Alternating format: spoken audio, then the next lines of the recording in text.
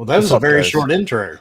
Yeah, I know, man. Honestly, I'm not gonna lie to you. So just yesterday I was thinking about, I'm like, man, I should try to make it a little bit longer, but I've only had it for several months. I'm still trying to enjoy some of it, I'm like, I just got this thing, man. I'm like really proud of it. How do I make it longer? Because I love your intro's long. And that's what she said. Oh. What's up, fam? How you guys doing? How are you? This is episode 33 going live with our brother Wilmy. Wilmy, what's up, my man? Oh, wait a minute. I'm Fork. What the fuck happened? Oh shit. Oh Where yeah. my bomber? I don't remember. Yeah, that's right. I'm WilmyHood. Okay. Yeah. You guys are all just amalgamated into one, man. That's the way it works. I'm having an ethical complex tonight. Come all. Oh man. What's going on, brother? Thanks for being here with us today. Well, when you ask, I couldn't refuse, could I? Yeah, I've drug you through my show several times, so I can never refuse you either, man. So at least we have that in common. All right, Backlog Chronicles, episode 33. So this week there's a lot of stuff to talk about, and we obviously just decided to go live, just because we got Wilmy, baby. We got Wilmy. So as always, my man and my partner, Machine Gun Mike. What's up, Mike? Man, nothing much, Mo. Gaming is awesome. I know I told you that earlier. We were talking about this fucking show earlier, and I was just like, man, this is the time where, because the news is going and we're rotating on it into the first year of like the new gen or whatever. Yeah, gaming's getting good, baby. Gaming's getting good. Yeah, it is, bro. Yeah, it is. People just keep finding reasons to complain and bitch. bitch. Yeah, no, it's terrible. I fucking hate it. I don't even know why sometimes I get on to play. People complaining? No. Hell no. Never. Nah, that just doesn't happen, man. Man, I know, bro. Wilmy. So, Hey, by the way, yesterday when so Mike and I were talking, he goes to me, he's like, Wilmy's a veteran, right? I'm like, yeah, he is. Oh, yeah. He goes, oh. I'm like, hey, I don't know if he knows you're a veteran too, bro, but yeah. I'm like, yeah, that's something you guys can fucking discuss. I love it. Yeah, sadly. I can feel it now that I'm getting older. Yeah. Oh, I bet. What were you in, Wilmy? I don't talk about that online. Okay, cool. And I'll tell you the only reason, dude. I don't blame you, man. I actually fucked up one afternoon on my own podcast, Gaming Beyond the Box. Yeah. And I mentioned it. The amount of trolls that hit me in my DMs was shit. Unreal. No, you mentioned who you served with? Yep. Just in general, huh? Oh man, so like I have that fear. All right, well, I don't want to talk about it because I want to like I don't want to. Yeah, I should have brought this up before the show, man. Damn. Yeah, I mean, dude, man.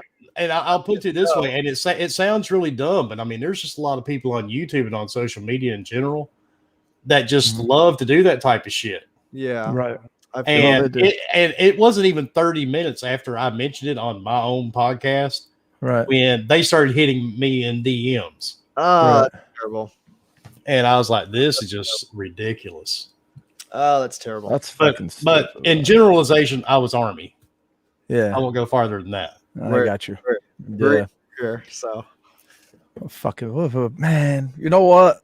I'm not gonna let these assholes sour my mood right now, bro. Just Oh yeah, man. I mean, you really people don't amaze me much anymore, but still every once in a while I do get the occasional surprise. Damn, man. So like I've always had that type of I don't want to talk about, but I was worried about that, and now I know because you do seem like you're experienced, especially with like online stuff. That makes so much sense to me. Well, we've been doing Gaming Beyond the Box almost 2 years, so I mean we've learned quite a bit on how many assholes there is in the community. Okay. Mm-hmm.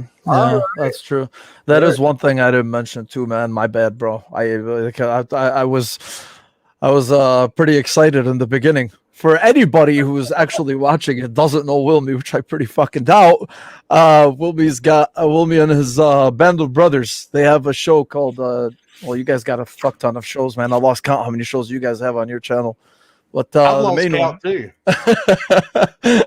you know, sometimes if you guys have shows at night, if you guys have shows at night, and you know everybody's like, if one person is streaming one day and another person is streaming, one time I thought about it. I'm like, wouldn't it be funny if these guys just message Wilmy every day and they're like, hey man, I'm about to stream. Can I have your username and password? Well, luckily, unlike a lot of podcasts, me and all the guys, and I can't leave out Lady, we're just like dysfunctional. We're like a big dysfunctional family, more or less. And they're all managers for the channel, of course, so they can go in and do whatever the fuck they want to do. No, I know, bro. I know. I just thought it was like a funny thought that came to me. I don't know why, man. I'm probably just fucking bored. I don't want to entertain myself. We keep. I mean, we've been irritating the hell out of each other for 2 years, you know, and so why not? I just gave them full run of the channel. That's cool. It's not like we're doing the shit for money. I mean, so yeah, I know. No, I know, man. I'm with you for sure. What else is going on, man? What are you playing nowadays? If you even have time. Yeah. I just finished the medium about 30 minutes ago. Bro, you're the third person I personally know that has I don't know. You know, I know you're still working, you know, today. I don't know how the fuck you guys can find, bro. That's crazy to me. I swear to God. You gotta remember, dude, my kids are all grown up and they're all adults. Yeah, don't live at home anymore. So. Yeah, I know that does make things easier too, man. That does, it makes it a lot easier. Anyway, what did you think of it now that you finished it? Well, because considering I had a preview key for the game, so I got a little bit of a head start on it. Yeah, and you might want to pick that up, Mo. Yeah, it's all good. He fell on the table. He's good. I do like the game. Yeah. But I consider it more psychological. Okay. And if you know me at all, you know I love my scary games. I know. And it still doesn't come close to Visage, in my opinion. Yeah. So, and Visage, I mean, if you want a game that's just in your face to really try to creep you out, Visage is the way to go. But the medium's not bad. It's not bad at all. I would give it an 8.5. That's not bad, bro. That's a pretty good score. That's a pretty good score. I know some people don't think a good score is anything under 9, but hey, bro, you know, it's a pretty good score. unless it's some people don't think a game's good unless it's third person over the shoulder carrying a fucking bow either. Yeah, that is true too. But that is true. The thing is, it's pretty impressive though, because you basically have 2 games running simultaneously on your screen. Yeah. The 4K run. You know what, man? I was talking to Gaz and Asa from Game On Daily, and they were telling me, man, you know, because especially Asa, because he's into that whole tech business, and he told me, man, he's like, bro, this game is bringing even the 3080. It's giving even the 3080 some problems apparently if you max it out. Yeah, and but that's because you got 2 4K renders. So if a 3080 is doing that, and, you know, for the people that are saying, like, oh, it dips to 900p dynamically on the Xbox Series X, well, yeah, now you know. I mean, it's just a matter of the game is graphically intensive at some point. I mean, it runs at 0 FPS on my PS5, so.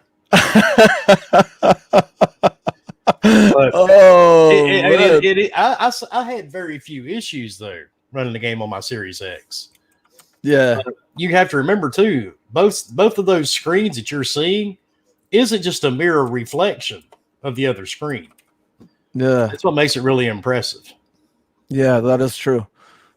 So anyway, I played a couple hours of it yesterday. Well, not even really a couple hours. I'd say a little over an hour. I finished the first section at the house, and then I pulled up to the hotel, and that's pretty much where I stayed at. I think the music is fantastic. It's creepy as shit, you know, especially where the first time you go into the other dimension, into the dead dimension, and you see, I don't want to spoil it for anybody, you know, the first dead person that you see, you know, which is early in the game. I see dead people. Yeah, pretty much, man. Yeah, he does. You know what, man? I wouldn't even be surprised considering how into horror you are. You probably do fucking see dead people and shit. I mean, as far as you know, I may have one right behind me.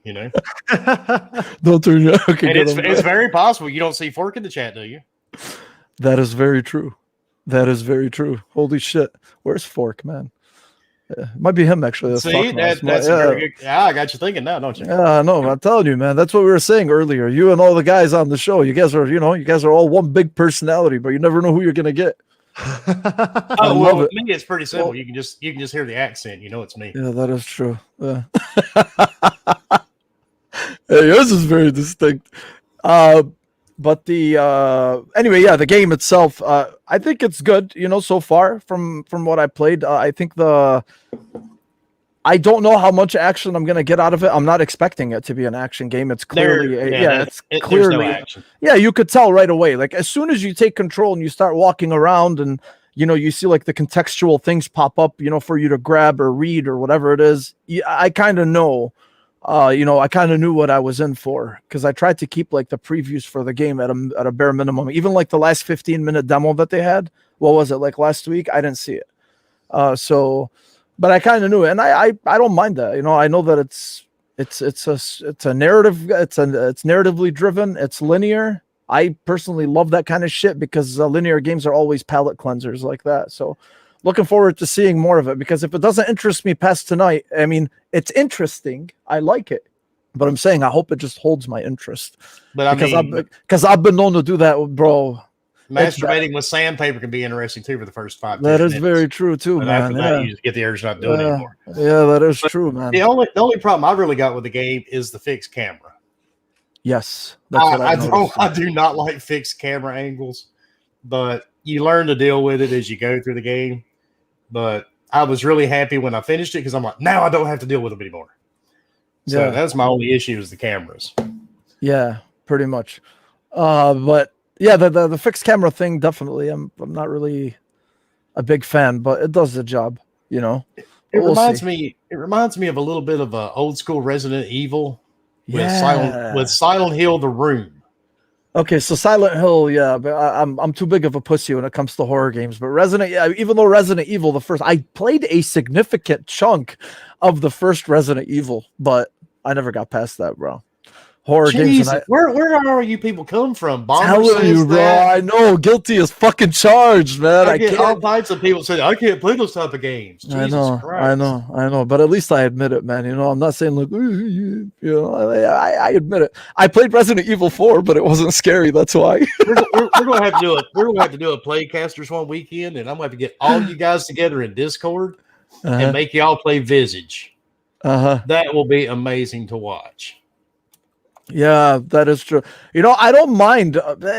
I watched you play Resident Evil 7 when you were streaming it.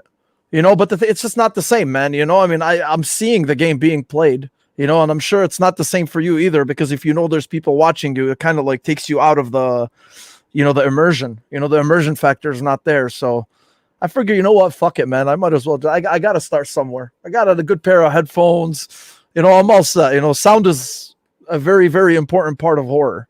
Okay, well, I know what you do. How can you be scared of a video game? Yeah, that's my problem. I'm telling you. That's like me. It's going to take more than a video game to scare my ass. So I mean, you've got to be somewhere up in that area too. Yeah, for sure, man. I know my balls are going to drop hopefully, and I'm going to start tackling the horror game genre. In your honor, my friend. Good. I'll get you started off right. I'll give you a list. Yeah, but baby steps, huh? I don't want to fucking play like Outlast first, man. Outlast. That's nothing, dude. Oh shit! You see what I'm talking about, Mike? You see the shit? Oh, that's lore lately. Actually, now that y'all mention it, shit. Mike, what are you playing, man? Me right now, I've been dabbling in a few things. I started Path of Exile on my Xbox. I don't know, just to see what that was about. Started Final Fantasy VII. And I got through the first part, Mo, and I remember you telling me you were like, it just seemed like a bunch of chore shit because you wanted to do everything, and I felt that immediately. Where I was like, all right, it's these little pathways, all you got to do is kind of follow, but you're going back and forth, and it's kind of like, all right, let's go, dude. Yeah. I dig what you're doing. It looks fucking cool, but like, I don't know. I guess they're just trying to get you in on the characters and it feels like, you're in the slums and shit. And I was like, all right, but like, let's go though. Yeah, I got you. Yeah, and that's pretty much it. Did I do anything particular? That's what happened with me with Final Fantasy VII Remake, by the way. Yeah. So you're still early in the game, right? I'm pretty early. No. I got into once I got to Aerith's village, I got bored. I'm not there. You'll get it, but yeah, the game is amazing. That's not to take anything away from it. Yeah. When somebody says they got bored of a game, it doesn't mean the game is bad. I would never ever say that. Yeah, I just personally got bored at that point, and I just never went back to it. Yeah, I like the combat. It looks visually stunning. Like, I played it on my base PS4 and I'm like, damn, man, this shit looks good. And then whenever they got into this motorcycle scene at the beginning, I was like, dude, they're doing it. Like, I'm feeling it or whatever, Like, I want that sword. I want those boots. I want those pants, that shoulder pad, bro. Like, I want that hair, especially. You know what I'm saying? So, yeah, I liked it, but it was just a little slow for me. You know what I mean? Yeah, I got you. Of course, hey, that was Wilmy wearing a wig. Yeah. Gaz, yeah, he did, bro. I saw it. It looked like he was wearing a fucking wig. He got off the camera though. Wilmy, you still there, man? I'm here. There he is. Hey, bro, we were just talking earlier. You know how you sometimes have a tendency to just walk away, so I just gotta make sure you're still there. Not from you there. I love you, man. You know I do. What am I? I don't even know what the fuck. Oh, there you go. Yeah, there you go. All right. Damn. Yeah, man. There we go. Sorry, bro. He's bringing the heat today. I love it. And now he's off. Yeah. So let's get into it. Actually, because there was a lot of shit this week. The first thing is. Everybody knows, I'm going to try to not regurgitate everything that you guys have heard over the past week. But the first thing is Xbox Live Gold's pricing flip-flop, basically. So to make it short, everyone knows that the one day we woke up and Xbox increased their price of gold. What they did was they got rid of the 12-month. They got rid of the 12-month option, and they started making 6-month options as the maximum. And the 6 months became $60, whereas 6 months used to be $30 because for a whole year it was $60. And then they gave like a quick breakdown of, if you're a current member and you renew, your price won't change. But then the monthly fee went up, I think by $1 or something like that. And if you get it like month by month or every 3 months, I don't remember the exact details, but it's just we've talked about it to death, over the past week. But anyway, so. What ends up happening is the communication was pretty shitty and people went absolutely fucking nuts. It was a pretty unified effort, trolls or no trolls. I was happy to see even a lot of Xbox centric, content creators and shit like that. Like they pretty much said like, hey, this is pretty fucked up, and I was glad to see that.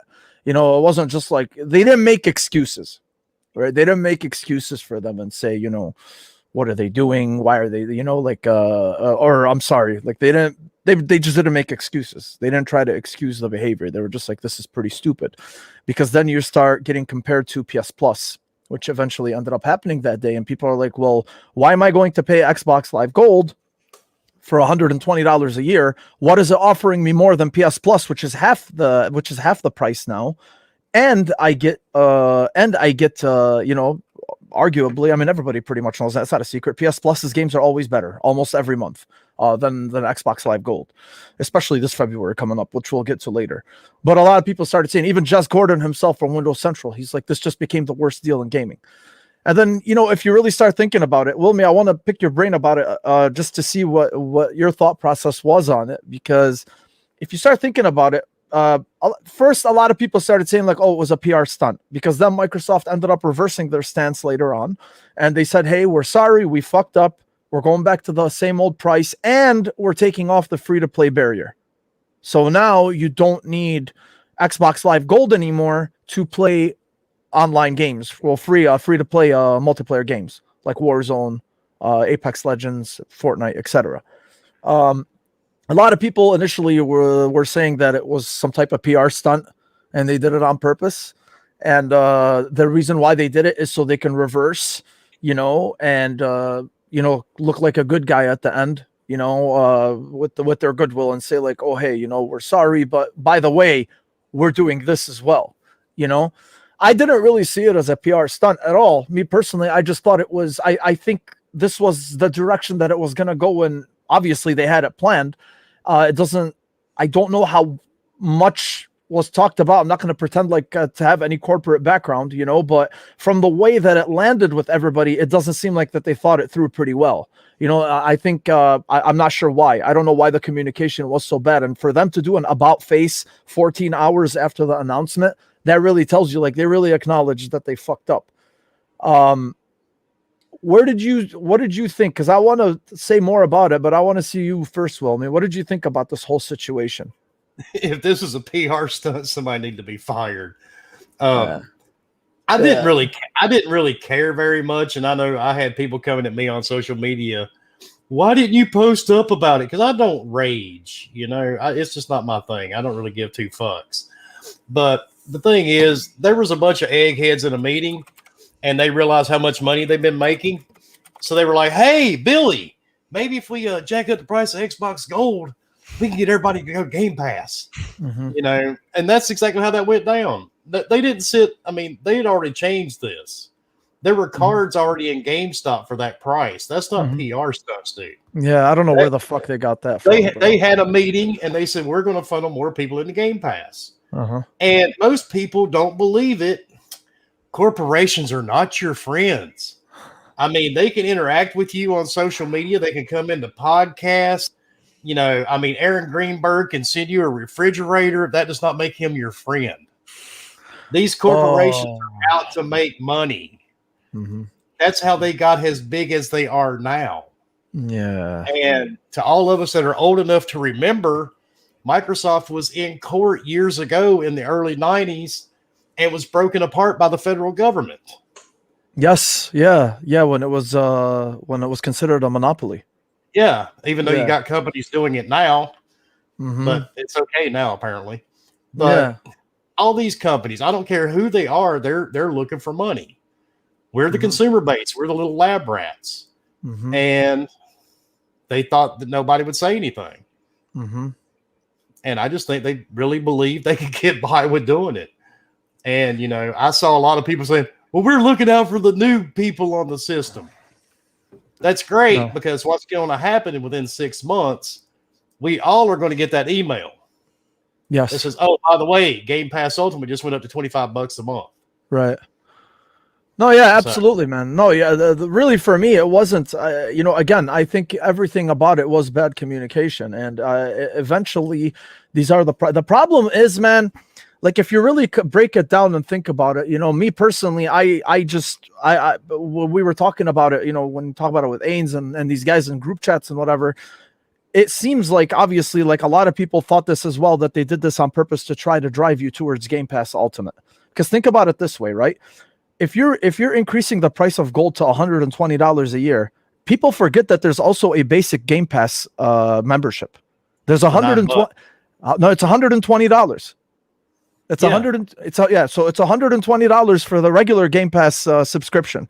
Now the regular Game Pass subscription obviously gets you Game Pass, but you can't play Game Pass on your PC and you don't have access to Xbox Live Gold. I'm not sure about xCloud. I didn't look into it. It might be or might not be. I hope somebody maybe can correct me, but I know for sure you can't you can't use your membership on PC and you don't get the Xbox Live Gold benefits, like the free games and shit, the games with gold. I think cloud is only for Game Pass Ultimate. I may be wrong. Oh yeah. So that's what I was thinking as well. But the thing is if you really think about it, then why is somebody going to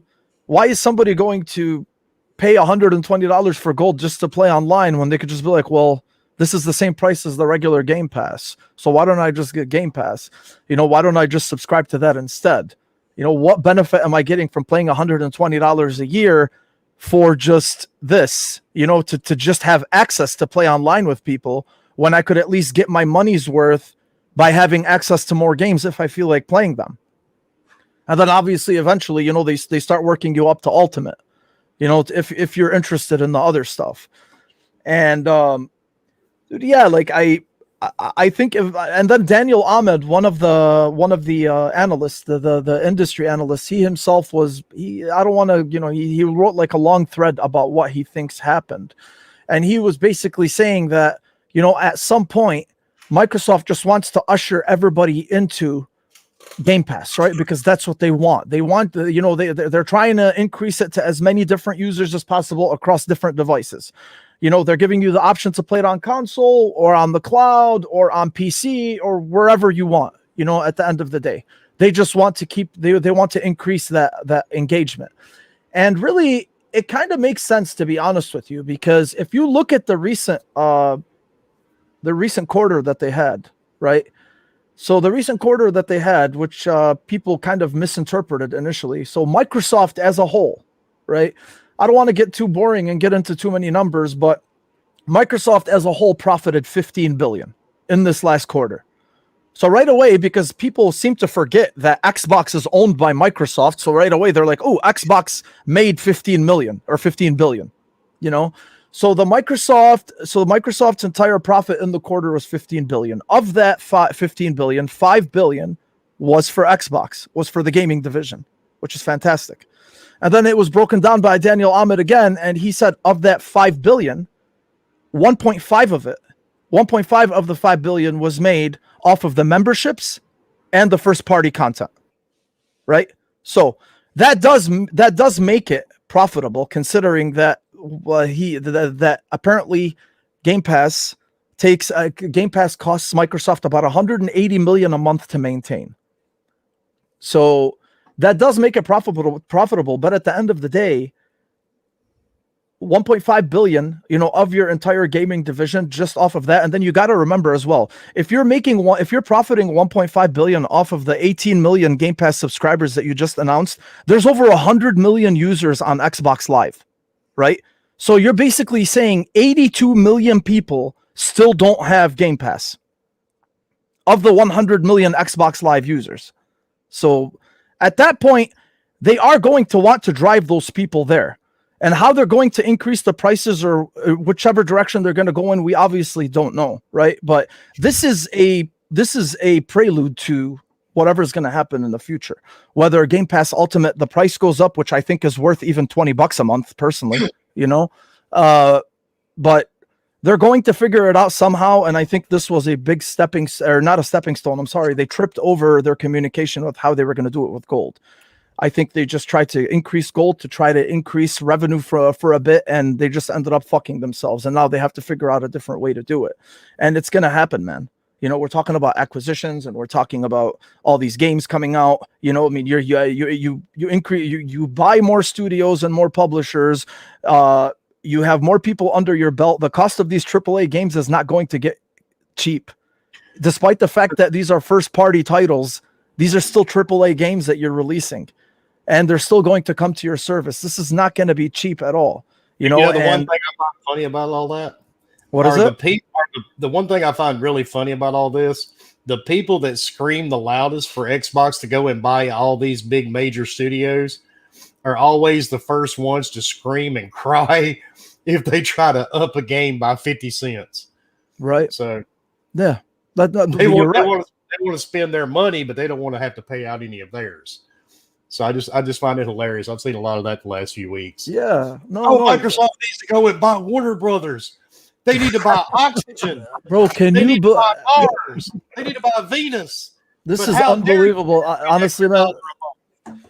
The way that they've been, that's that's another conversation. But at the same time, you're right, man, because I don't know, like the thing is like people are having a hard time, with this whole acquisition business.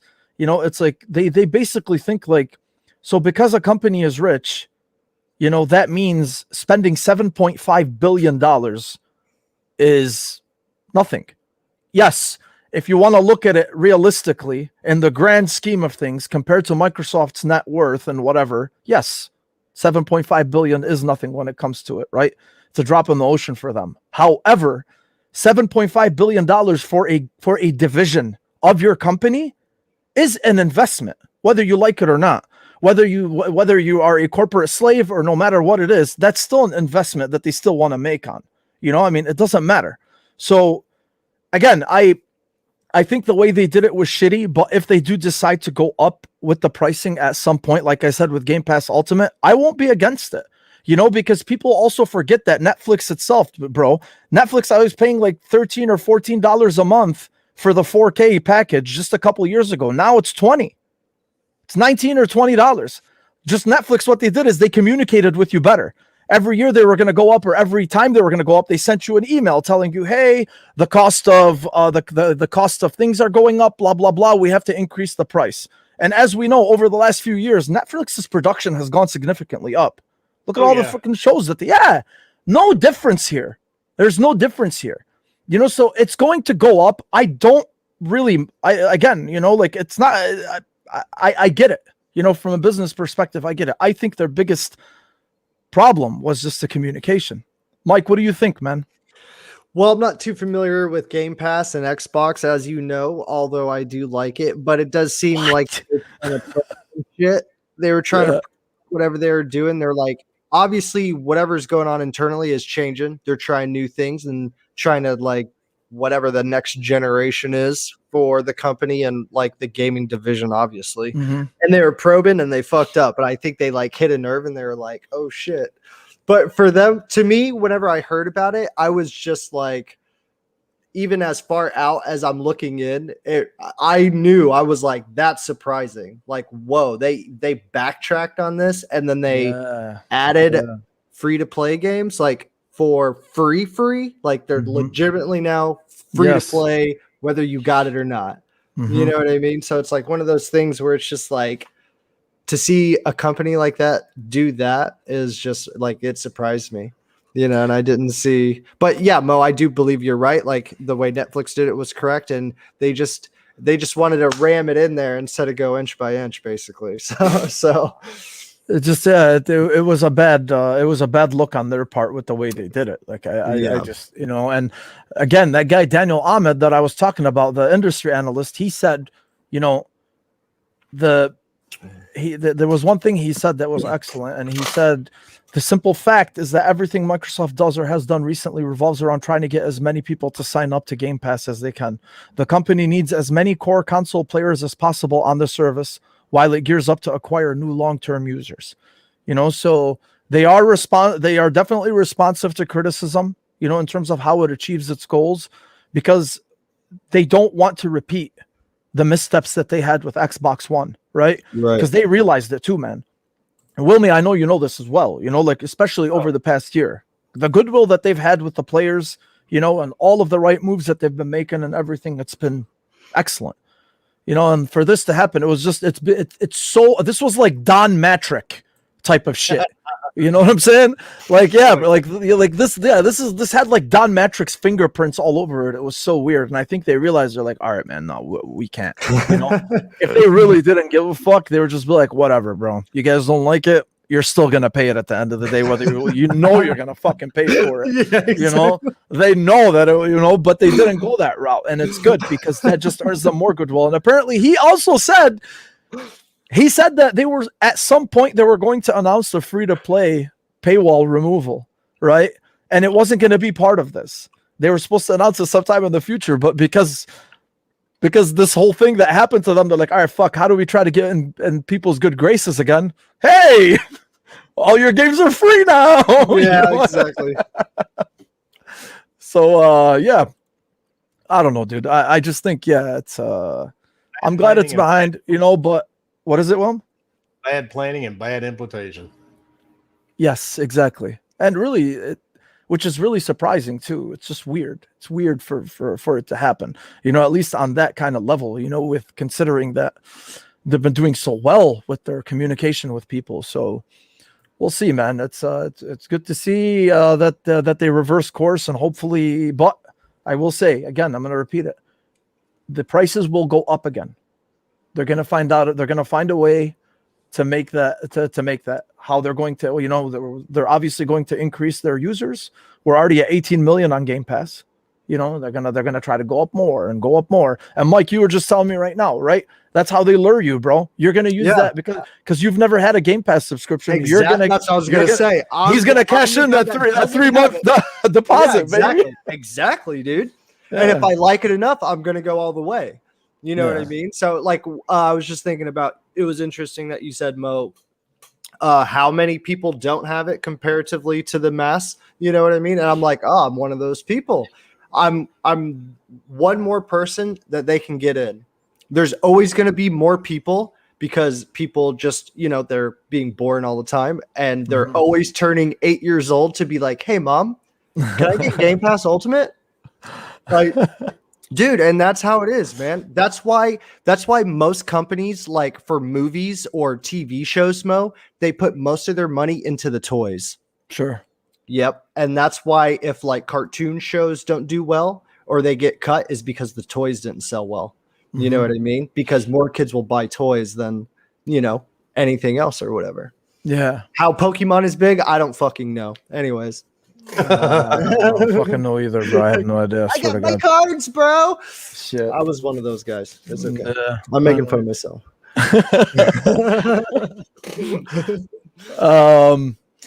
Yeah, so whatever. The Wilmy, I know you are. Wait, actually, I never asked you this. Yeah, bro. You played Resident Evil 7. Hey, you are scary games, bro. Hey, man, no, he doesn't play horror games. Oh, really? Hey, God. Come on, dog. I've got stuff in above my head on the shelf that probably make some adult men cry. Shit, make me fucking cry. Actually, the bad part, now that I have a grandson, I'm gonna have to actually get rid of some of this stuff probably soon. Oh yeah, you got some scary shit hanging on your wall. Well, I don't know though. Right now, he's only 7 months old. And he kind of loves the shit, so maybe. He loves coming into my home office or into the game room and seeing all this stuff. So maybe it won't bother him. Yeah, the more he gets used to it, it's just like another day. You know what's hilarious though is when I got the Cyberpunk chair on the back, there's the samurai symbol, right? And it looks like a devil head. It's a devil head. It is a devil head. Yeah. And my wife, when I first got it, she's like, "It's gonna scare the kids." I'm like, okay, but they don't like it, man. I'm sorry, they like it. They don't. I guess like it's bright. My kids are young, man. One is 3, and the other one's almost a year. So. Yeah, he loves coming into my home office. Because see, what I did was took all this stuff out of my game room and put it into my home office. So all the game, most of the gaming stuff's in the game room. So all my horror collection is in this room. Mm-hmm. So that way, we didn't freak him out. But he loves this room. So he comes in here and he just smiles. So maybe, Chucky won't scare him or Freddy or Jason because I've got these big giant collectibles all over the place. So maybe it won't scare him. Or he'll turn out to be a serial killer. Who the fuck knows? I mean, let's hope so, bro. If he grows up like he is now, he'll be a very cute serial killer. So there it is. That is true. Oh man. Anyway, so Resident Evil 4. The talk is that VGC actually reported, and then it was reported by Escapist magazine, that according to VGC, Capcom, they made significant changes to the currently unannounced remake of Resident Evil 4. I think everybody knows that this is coming at some point. This is it's one of Capcom's most popular games, and it's kind of like the Ocarina of Time when it comes to Resident Evil games. For if you can kind of make that association that I'm making, might not be everybody's favorite, but it is the most popular. So anyway, apparently Studio M2, which had a hand in the remake of Resident Evil 3, they had their role significantly reduced in the project by the mainline Resident Evil studio, the Capcom Division 1, who's going to end up taking over. And I think I don't know. Obviously, we don't know what happened, but it seems like Capcom Division 1, who's in charge of all Resident Evil things, kind of just told them, "All right, fuck off. We're going to take control now." Because they were saying that there might have been some type of disagreements on the direction of how the game is going to go. There's apparently so a lot of people were pretty annoyed with Resident Evil 3 remake because it kind of changed some things or kept some things away from the original version. And then M2 is like, okay, fine. Well, now we're going to just do a full-on remake of 4. And we're gonna remake it, with gameplay and whatnot, but we're going to try to stay as faithful as possible. And apparently they say that the Capcom Division 1 wants to go in there, and they want to use the original story and gameplay as an inspiration to provide a unique spin for the remake. So there was clearly some type of narrative disagreement. Where are you at with this, Wilmy? Do you want there to be a straight remake of this game, or are you? I don't know how you actually feel about Resident Evil 4. First, did you like it? Like, do you think it's as great as everyone says it is? It is okay. Okay. I'm tired of remakes. I'm gonna be honest with you. I don't spend all this money, man, on new consoles and everything else to keep playing damn remakes. I want new IPs. You know, I'm really kind of burned out on the remakes because I mean, how many remakes can you possibly sell? Yeah. It but just the thing is they work, man. We do. Well, but look at like, they do work. But the thing is, you know, I can pop it. You know, I can play it on my PC. I mean, it's not that big of a deal. Why go out and spend, you know, all that money to buy another one, and then just to say you're playing it on your console? Yeah. No, I can just play it on my PC and be great from it. But I'm just tired of seeing remake after remake after remake. Yeah. Yeah, but that's the thing, you know, like, I mean, for me personally, I don't mind it because, you know, I didn't play Resident Evil 2 back in the day. Okay. But I actually did play Resident Evil 2 remake on the Xbox. You know, I put about 4 hours into the Leon campaign, and then I got sidetracked. And I know we were joking around about horror games, but I was actually liking it. You know, like I was kind of like, okay, I'm getting this now. You know, like I'm dipping my feet into these types of games, and I actually liked it. You know, so, and it was well made. Like apparently, it did very, very well just because of the fact that for people like me, you know, there was the people of the original game who were fans of the original game who looked at the remake for 2 and were like, hey, this is fucking awesome, right? Like they did a great job. And then there's people like me who never played the original, and this was basically like an intro to that. And for me, I was like, hey, this is pretty good. It felt modern. You know, that's what I loved about it. It felt modern. And that's what I think a lot of people loved, is the fact that they turned an old game and they somehow still made it. They kept it. They kept that feel for the old game, but they transitioned it to the modern times. So it does work. You know, I'm a sucker for remakes anyway, bro. I love remakes. It always works. I mean, look at Disney. How many movies does Disney pop out and then they put them in their so-called vault and then bring them back out again a couple of years later and sell them for full price all over again? That shit pisses me off, man. Just don't fucking touch. Don't.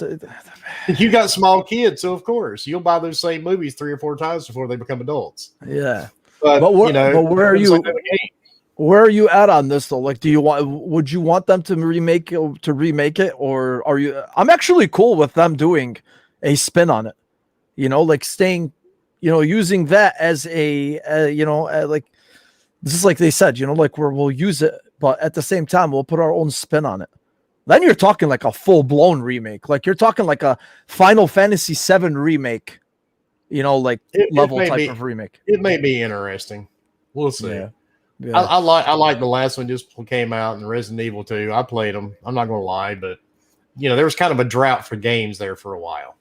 Mm-hmm. So at least anything that interested me anyway. Yeah. So I'll probably play it if they bring it out. I don't know. And if not, I buy too many games as is. So I have this gaming addiction. Here. I buy way too many games that I'm never going to play. Yeah. So I may buy it just for shits and giggles. Yeah. No, but you know, again, I'm just excited about the idea of it, you know. I would not even guess you were excited. And Mike said the same thing. He didn't even know you were excited.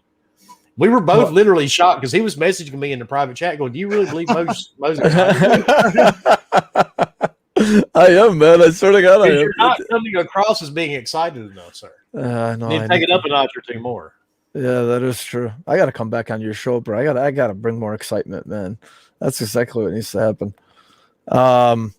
What else? Where the fuck were we, man? Man. Well, you were talking about the Resident Evil 4 remake. These tangential conversations, bro. Yeah. Anyway, so I want them to whatever, you know. Whatever the fuck they decide, honestly, whether it's a full blown remake or a remake / remaster. It's all going to be the same shit. It's going to sell a ton. I think Capcom really wants to take their time into this. They know it's big. They know it's special. And honestly, man, Capcom's had a renaissance, especially this last generation. You know, with all of the new games that they've been coming out with, and they've just been on a roll. And I don't think they want to fuck up any of that momentum. So I think it's going to be a special release, to be honest with you. But we'll see. I will completely agree with you, sir, because we're on your podcast. Absolutely, man. Absolutely. While we're on Resident Evil, so apparently there's a rumor that they're going to that they're going to enhance Resident Evil 7 for the new consoles. Kind of surprised why they haven't done it yet. But are you going to play it again if they do? But you already played it on PC, didn't you, Wilmy? Man, I've played it. I've played it on my PlayStation. I played it on my Xbox and on my PC. Will I play it again? Maybe. It depends if I'm bored. Mm-hmm. So, but I like the game, so I may go through it again. Who knows? Mm-hmm. Mike, and then I may stream it directly to you, Mo. Oh yeah, I gotta see that shit, bro. I have to see private on my channel and just stream it straight to you, just so you can watch it and you can scream and squirm. I'll have the lights on, baby, but I'll watch it. Yeah, I'm good. I'll get your wife to send me the passcode to your Alexa device. Oh yeah, I actually don't have one. I don't have one at all. Well, the thing is, why the fuck do you even need Alexa? Honestly, like your phone pretty much does everything. You know, I mean, like Siri or Siri or Hey or whatever. If you have an Android, Hey Google. I don't know. I've never personally seen the point of it, you know. But do you have an Alexa? Oh, dude, my whole house is automated. No way, man. That's pretty cool. Every light, the video cameras, it's all automated. Oh shit! Really? I can turn around to the computer that's sitting behind me because I've got two computers in here. I can tell it to pull up the camera in my driveway or by my gates. It'll pull it up. Yeah. I can do it on my phone. I can do it on my televisions, computers. Yeah. Oh shit! Easy, Tony Stark. Holy shit. Damn, bro. You see that shit? What's wrong here? Jarvis up in your house, Wilmy? Man, for sure he invested in Clap-On 30 years ago. Hey! The clapper. No clapper. But it's cool though when you if you're got your hands full or something, you want the lights to come on, you just scream for it to come on. Mm-hmm. And it is what it is. Me and my wife we're both kind of nerdy in that aspect. I love it though, man. That's awesome. That's great. I have that August smart lock on my front door, and I've had it for a few years now. And it's pretty. You unlock it with your phone, and then if it detects that you left your house like after a certain amount of, because it uses GPS and shit, then when you come back, it automatically unlocks the door, and you set how long you want to keep it unlocked for, whether it's 30 seconds or 1 minute. If somebody wants to, you can have like guest keys where they can only use them one time. It's really cool. So she was scared shitless initially when we got it because she was thinking, she's like, oh my God, what if somebody hacks it? What if somebody takes your phone? I'm like, well, how are they going to get into my phone? And then the app itself needs to get in. And then apparently like they really tell you like, hey man, there's a lot of encryption. Don't worry, blah, blah, blah. But yeah, that's probably the furthest I've gotten with anything automated. my exterior door locks run by fingerprint scan. Look at this, man. That's seriously, you just stick your fingerprint on the little sensor and it detects your fingerprint. My kids, because none of them live at home, when they come to visit or whatever, they put their finger on that little piece of glass and bloop, it unlocks the door. Mm-hmm. Yeah, look at that. I don't know. I don't think he was military, but I think he was CIA. Retinal scan. No retinal scan yet, but I am looking for. Oh yeah, all right, I got you, Wilmy. I see the mindset though. I know the mindset. What the fuck are we talking about, man? I don't even know how we got here. Security, man. You were about to ask Mike what he thought about Resident Evil 7. Oh man, Mike, brother, tell me, man. Tell me. Resident Evil. I think that Resident Evil 4 is an obvious move for Capcom. It's one of the highlighting games that ever was released. Honestly, dude, to me, Resident Evil 4 seemed like one of those games where it was gaming became cool. That's one of the coolest scary games. Yeah. Resident Evil 4. So to me, it's one of those like, no shit. They're making a Resident Evil 4 remake. Capcom does got a lot of shit going on, not only in video games but in movies also. That banging ass Monster Hunter movie. Can't wait. Come on, man. You can't. Oh, God. Yeah, I know you are. They got the Resident Evil Netflix, so whatever. Resident Evil 7 going to next gen. I don't know, Mo. Like, I like me a good scary game. I don't like being scared because I like to be immersed in my games. And I don't like it when they give me slow ass characters to like walk one way only. And I'm like, dude, if I was like that, I would be like aggressive. You know what I mean? I wouldn't be like chuggling around, jogging at a slow pace, whatever. And that's why it makes it scary, because it's like, I can't fucking move, man. I wouldn't move like this in real life if I was like this scared, because holy shit, I'm scared right now. But if I like turned on all the lights and had a buddy and like some popcorn and be like, you want to be scared together, bro? Like, then I could do it. I literally almost, for this conversation, I literally almost downloaded that Resident Evil 8 demo just so I could be like, yeah, I fucking played it. What? But I didn't, because I was like, I had to drop my kids off and stuff, but whatever. Anyways, yeah, I'm about it. I'm about all of it. I can't wait. You know, and if Resident Evil 7 with the next gen, man, I don't know if I want to get it. Like, I'm interested in that game. Like I've said, I've watched it like on YouTube before. I have 2. I didn't get 3.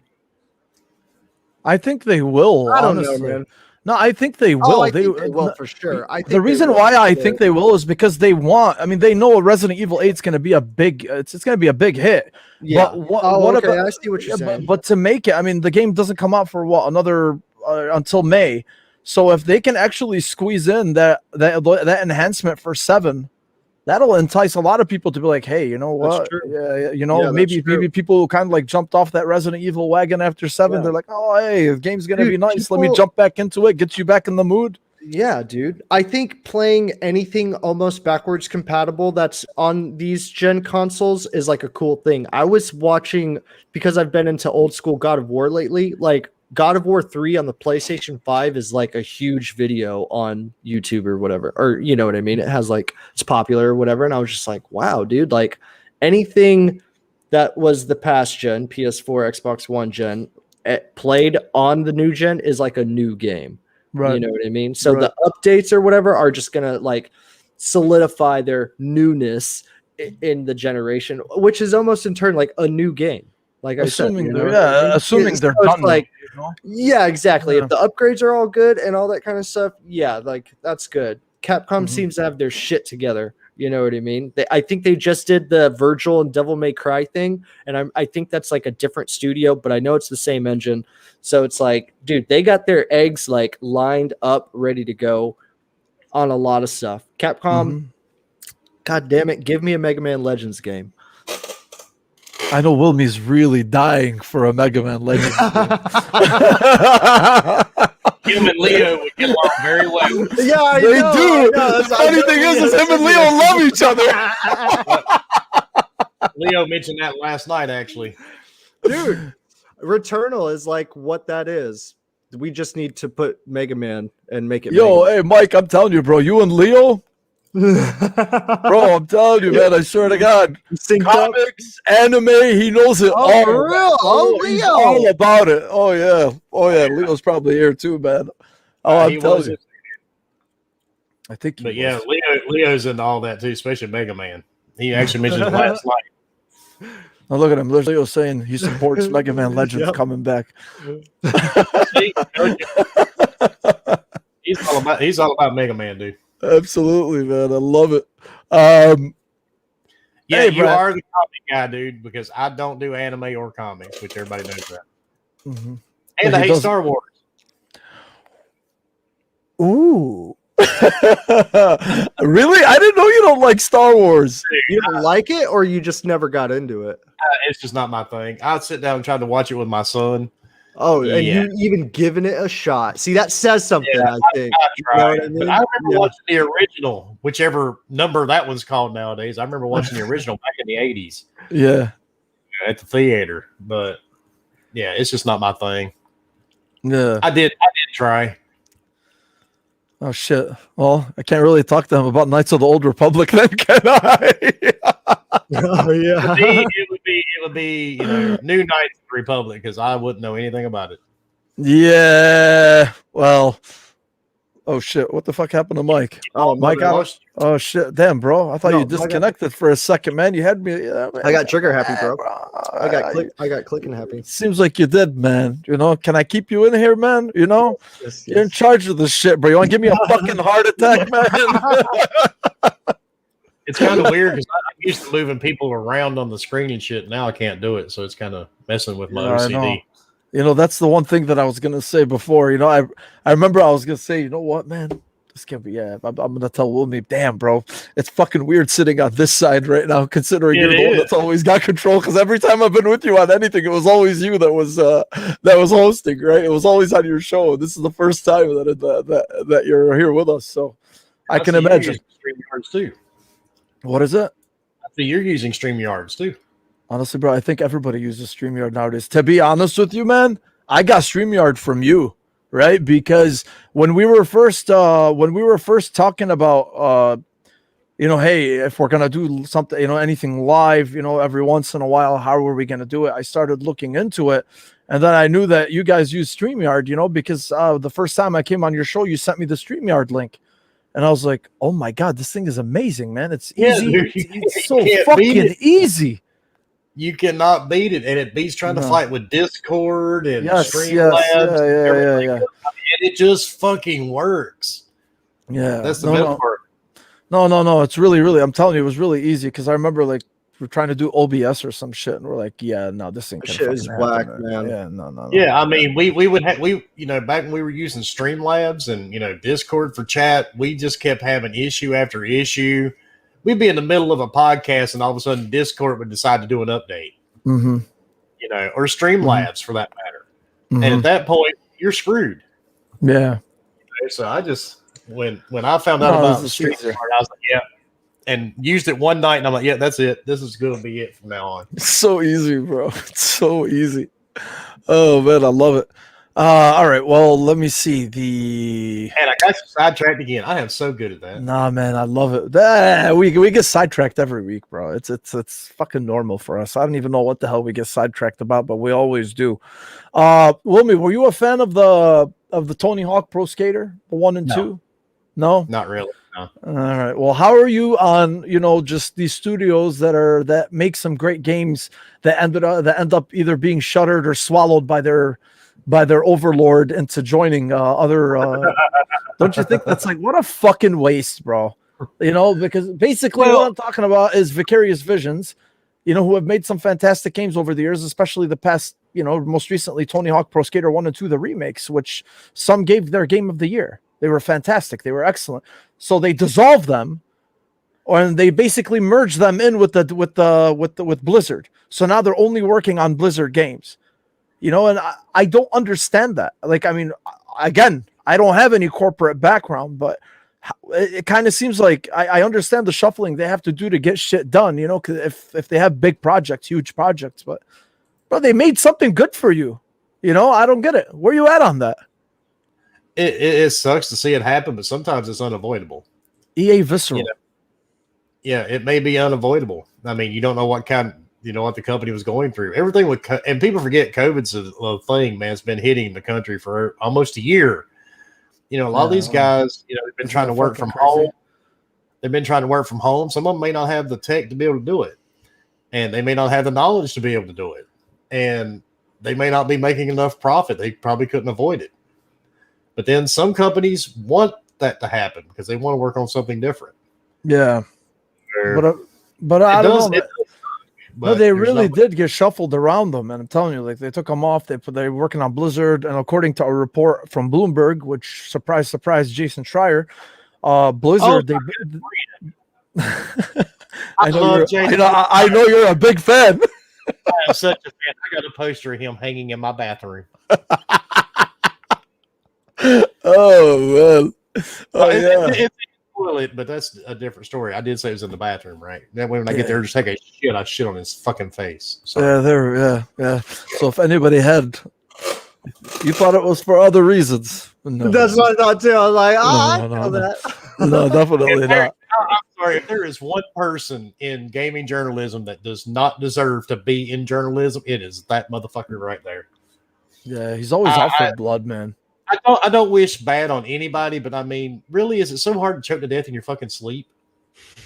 You know what I'm saying? I mean, it's not that hard. I mean, shit happens. People have sleep apnea. They just stop breathing. I dislike him. I didn't know you hated him that much. Well, I mean, there's such a thing as, being a journalist and just being a fucking toxic douchebag. Yeah. He is like this major douchebag. And some people praise him like he's the next coming of Jesus or some shit. And I don't get it. I just don't get it at all. Everything because he's so courageous. He's so courageous. He's so smart. Yeah. And that's what really pisses me off. And I've seen him on a couple of podcasts, and everybody knows I love the Iron Lords. I do all this crazy shit with Cognito and David, and I'm always in their chat.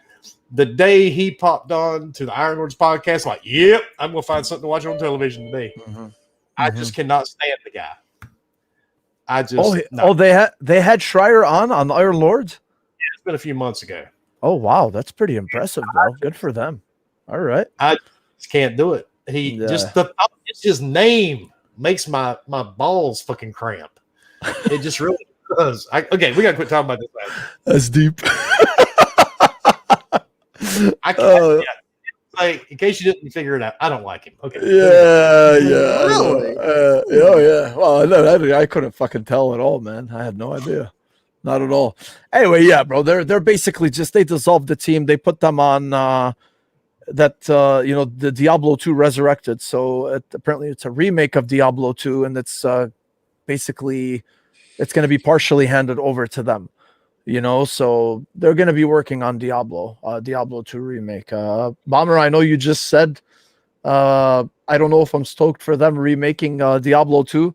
Well, you know what, man? Diablo 2 is very popular. So if they do as good of a job with it as they did with Tony Hawk Pro Skater 1 and 2, I think they can make some noise with it, man. It'll get a lot of people pretty amped up for the next Diablo as well. So, because I'm a huge Diablo fan.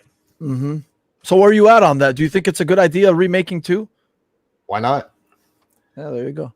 I mean, they've remade worse games. Ain't that the fucking truth? They remade Tony Hawk, right?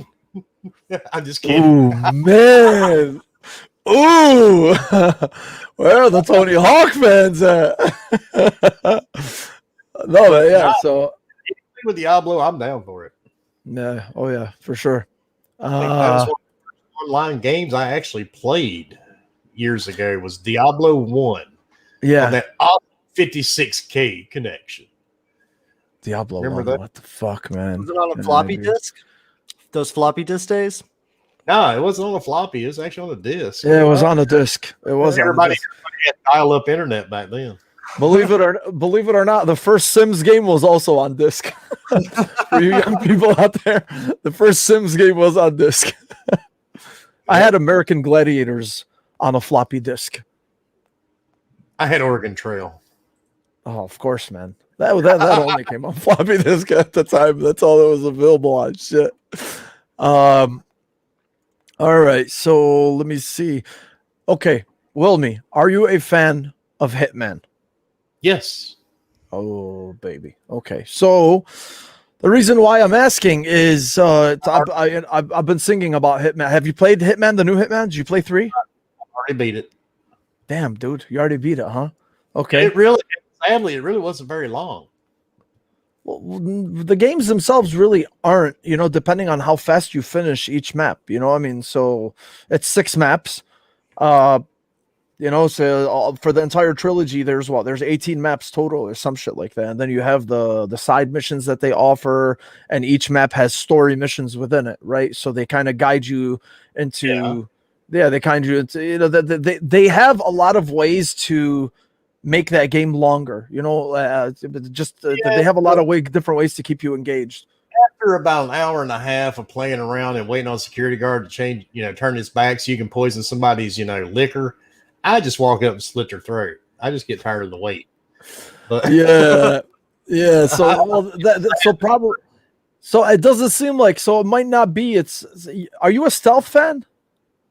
In some games, yeah, but after a while, it just kind of gets annoying. Okay, yeah. So that game really, really, like in terms of stealth, like it really, yeah, you got to kind of like, you have to, depending obviously on the difficulty as well, especially like if you go harder, if you go more difficult, where the enemies are just brutal. I mean, in some cases, like you got to be dead on, with some Mo, of the things you mean realistic, not hard. Real. Oh yeah. Realistic. I'm sorry.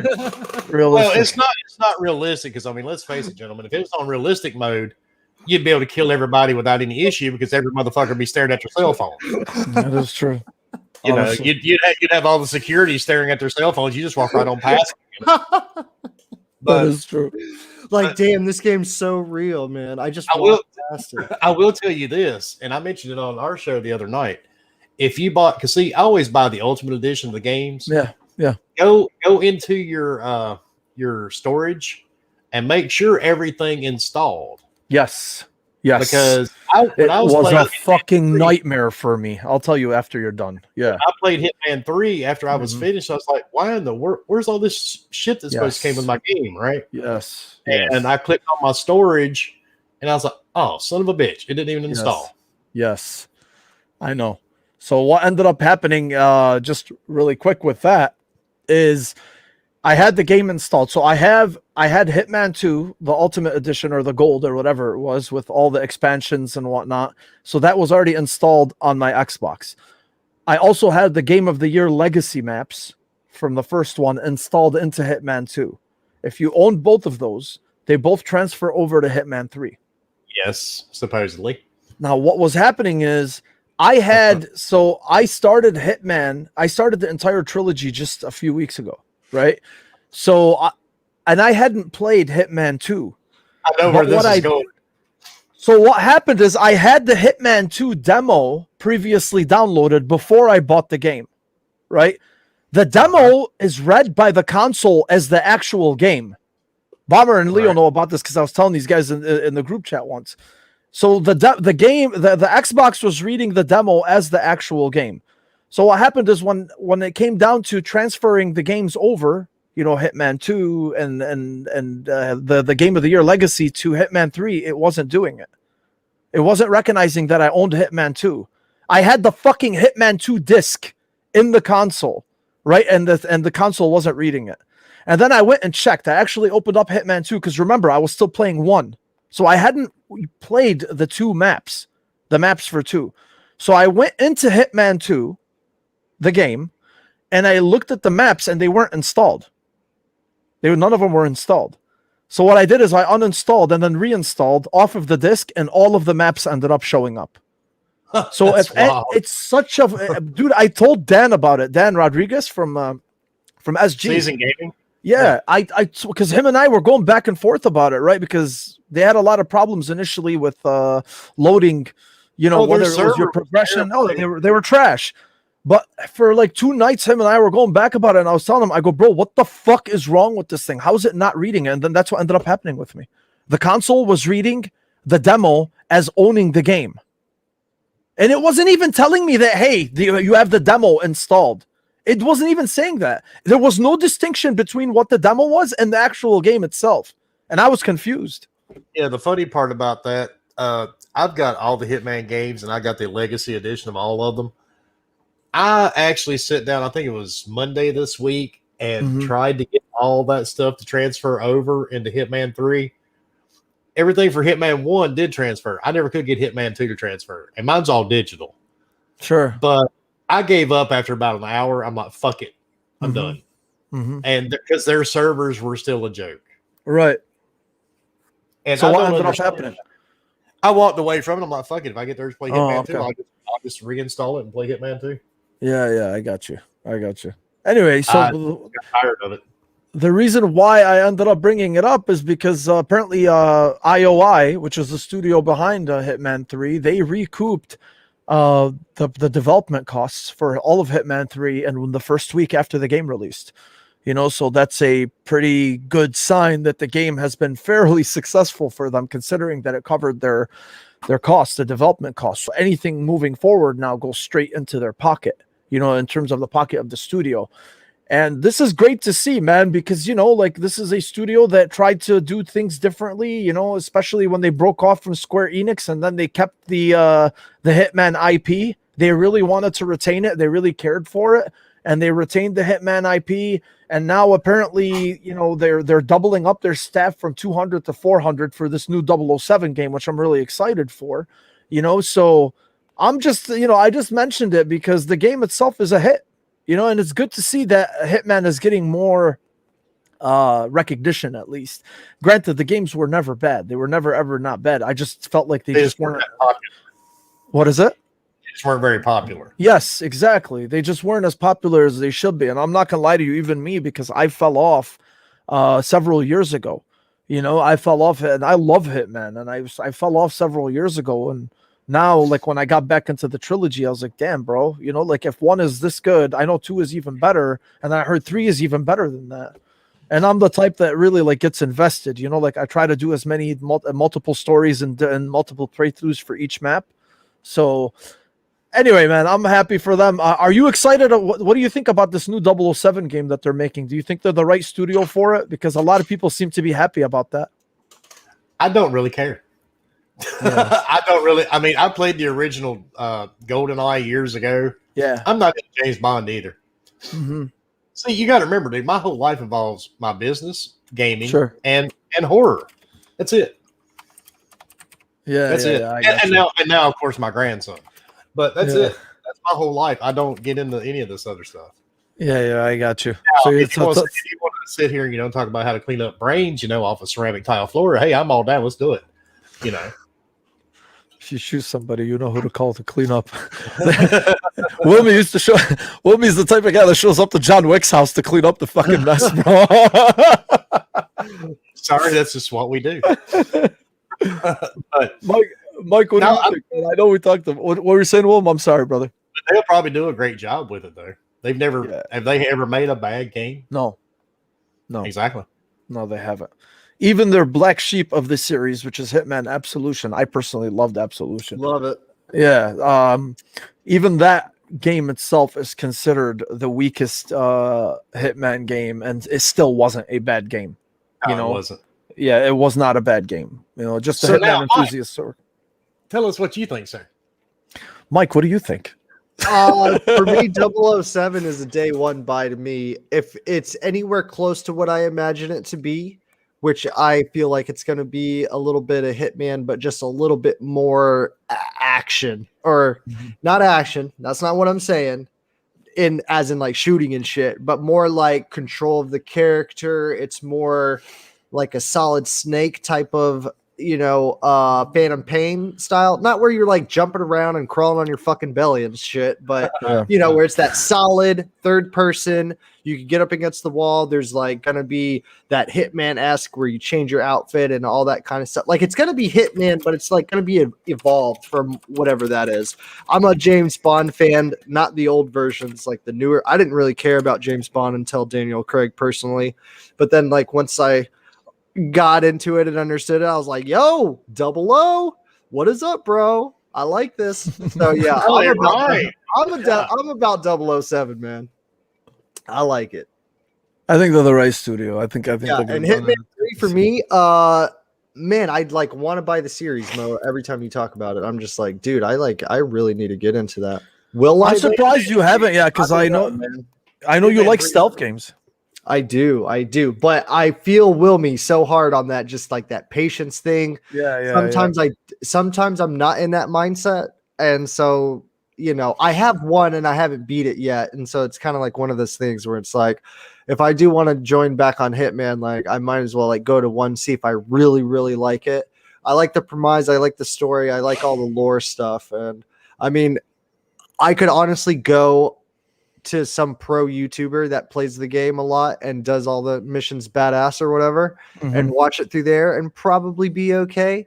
But I don't know. Sometimes I go through phases where I'm like, nah, man, I'm only a stealth gamer right now. you know? That was across Hitman 3. There was one level. I'm not going to say anything to give it away. I watched this lady walk by me like 30 times, and I'm like, you know what? I could just pulled out the damn silenced pistol and popped her in the head and walked away 20 times by now. Mhm. You know, but I'm waiting for the bartender to move, or I'm trying to track the security guard. And after walking through the map, and after walking through the map for over an hour, I'm like, you know what? Screw this bitch. She's gone. You know, I'm done. And the bad part, I did it right in the middle of a crowded room, and no fucking body even noticed anyway. Until she hit the floor. That's why I think they put that sniper level in the beginning of 2 to be like, yo, man, this is like a little different. You know, it's not gonna be so slow. A little, you know, we're gonna like start you off in this sniping precision type of thing, and it's fun. You could be like killing whoever you want. I saw the footage; it was nice. You know, I don't know if Hitman 3 like gets a little bit more into the action. Those are side missions. Okay, those are like sniping missions. Yeah, sniping missions are like completely separate. Those are like side missions that you can do. They're fucking awesome, man. But they didn't introduce those until 2, right? Yeah, I think those were in the first one. I think we're in 2. Okay. Because they actually cross over to 3. I got you. Yeah. Well, good for them, bro. Honestly, they deserve it. They deserve the success, and let's see what honestly, they do. Dude, just to add on, dude, I bet they are so fucking happy they like got away from Square Enix. I'm not even gonna lie, dude. Yeah, man, it's like Bungie and Activision, bro. You know, you want to break away and do your own thing, and look at them. They're exactly. It worked out for them. Man. Yeah, it worked out for both of them. So it makes sense. Wilmy, did you? I don't know, Brian. Probably not. If I were to guess, I would say. I'm gonna test my luck here. Wilmy, where you at? I'm Biomutant, man. Are you excited for Biomutant? You know, I thought that game was kind of like the Mothman. I thought it was an urban legend there for a while. Yes, I feel you. I don't know. I may check it out. Why not? Yeah. I play a lot of games, dude, nowadays that I did not think I would play, you know, a couple of years ago. Yeah. I may check it out. It's good to expand. Well, the thing is they finally announced, you know, they announced the release date for it, you know, which is going to be when did they say it was May something. Yeah. I can't. I'll pull up the right day eventually. In like a couple seconds, but but the thing that sucks is May 25th is what they said. So the thing that sucks is it doesn't seem like there's going to be any next gen version, or at least a current. Well, whatever. There's not going to be any enhancements or version of the consoles that we currently have now.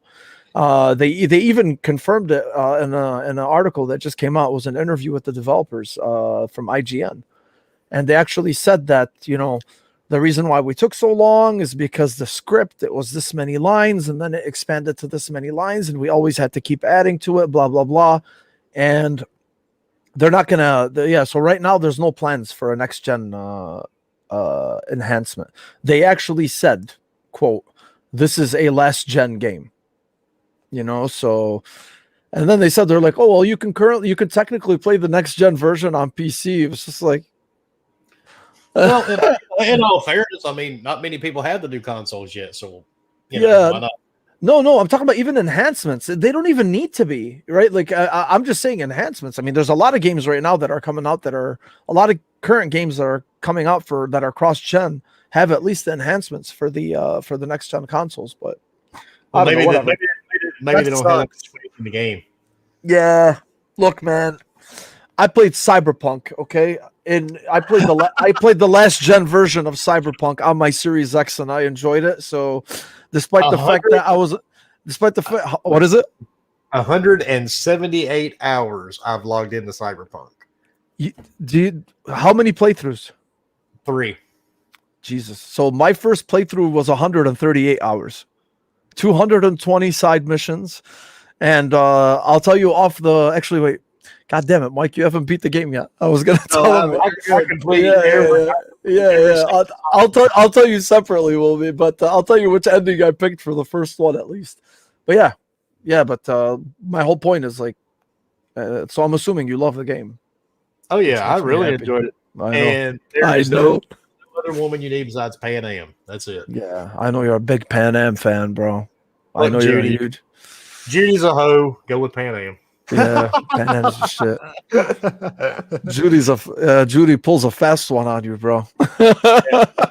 She pulls a fast one on you. Judy will break your heart. Pan Am. Yeah. Pan Am's a ride or die. Judy will break your heart. She's gonna break something else in a tank, but she doesn't. Oh, man. Hey, you know exactly what I'm talking about, don't you? I do. Come on, man. Of course I do. Oh, look at Mariano. Mariano knows too, man. Look at Pampa. He's like Judy friend zoned me. Him and I were the only suckers that picked to play as fucking male V, and then we ended up learning the hard way. The only bad part I don't understand about her character, I thought she was kind of annoying. I never understood everybody's infatuation with her to begin with. Yeah, I just didn't get it. So I mean, no, she's got that because it's the first girl you meet. She's got that sexy. She's got that sexy punk look, man. She makes punk look sexy. I don't know. Your dreams. Yeah, usually punk is never really sexy. It's just kind of. I would, cool. If I was going to go for between the two, punk or goth, I would go goth. Yeah, but the whole punk thing, that's 280s for me.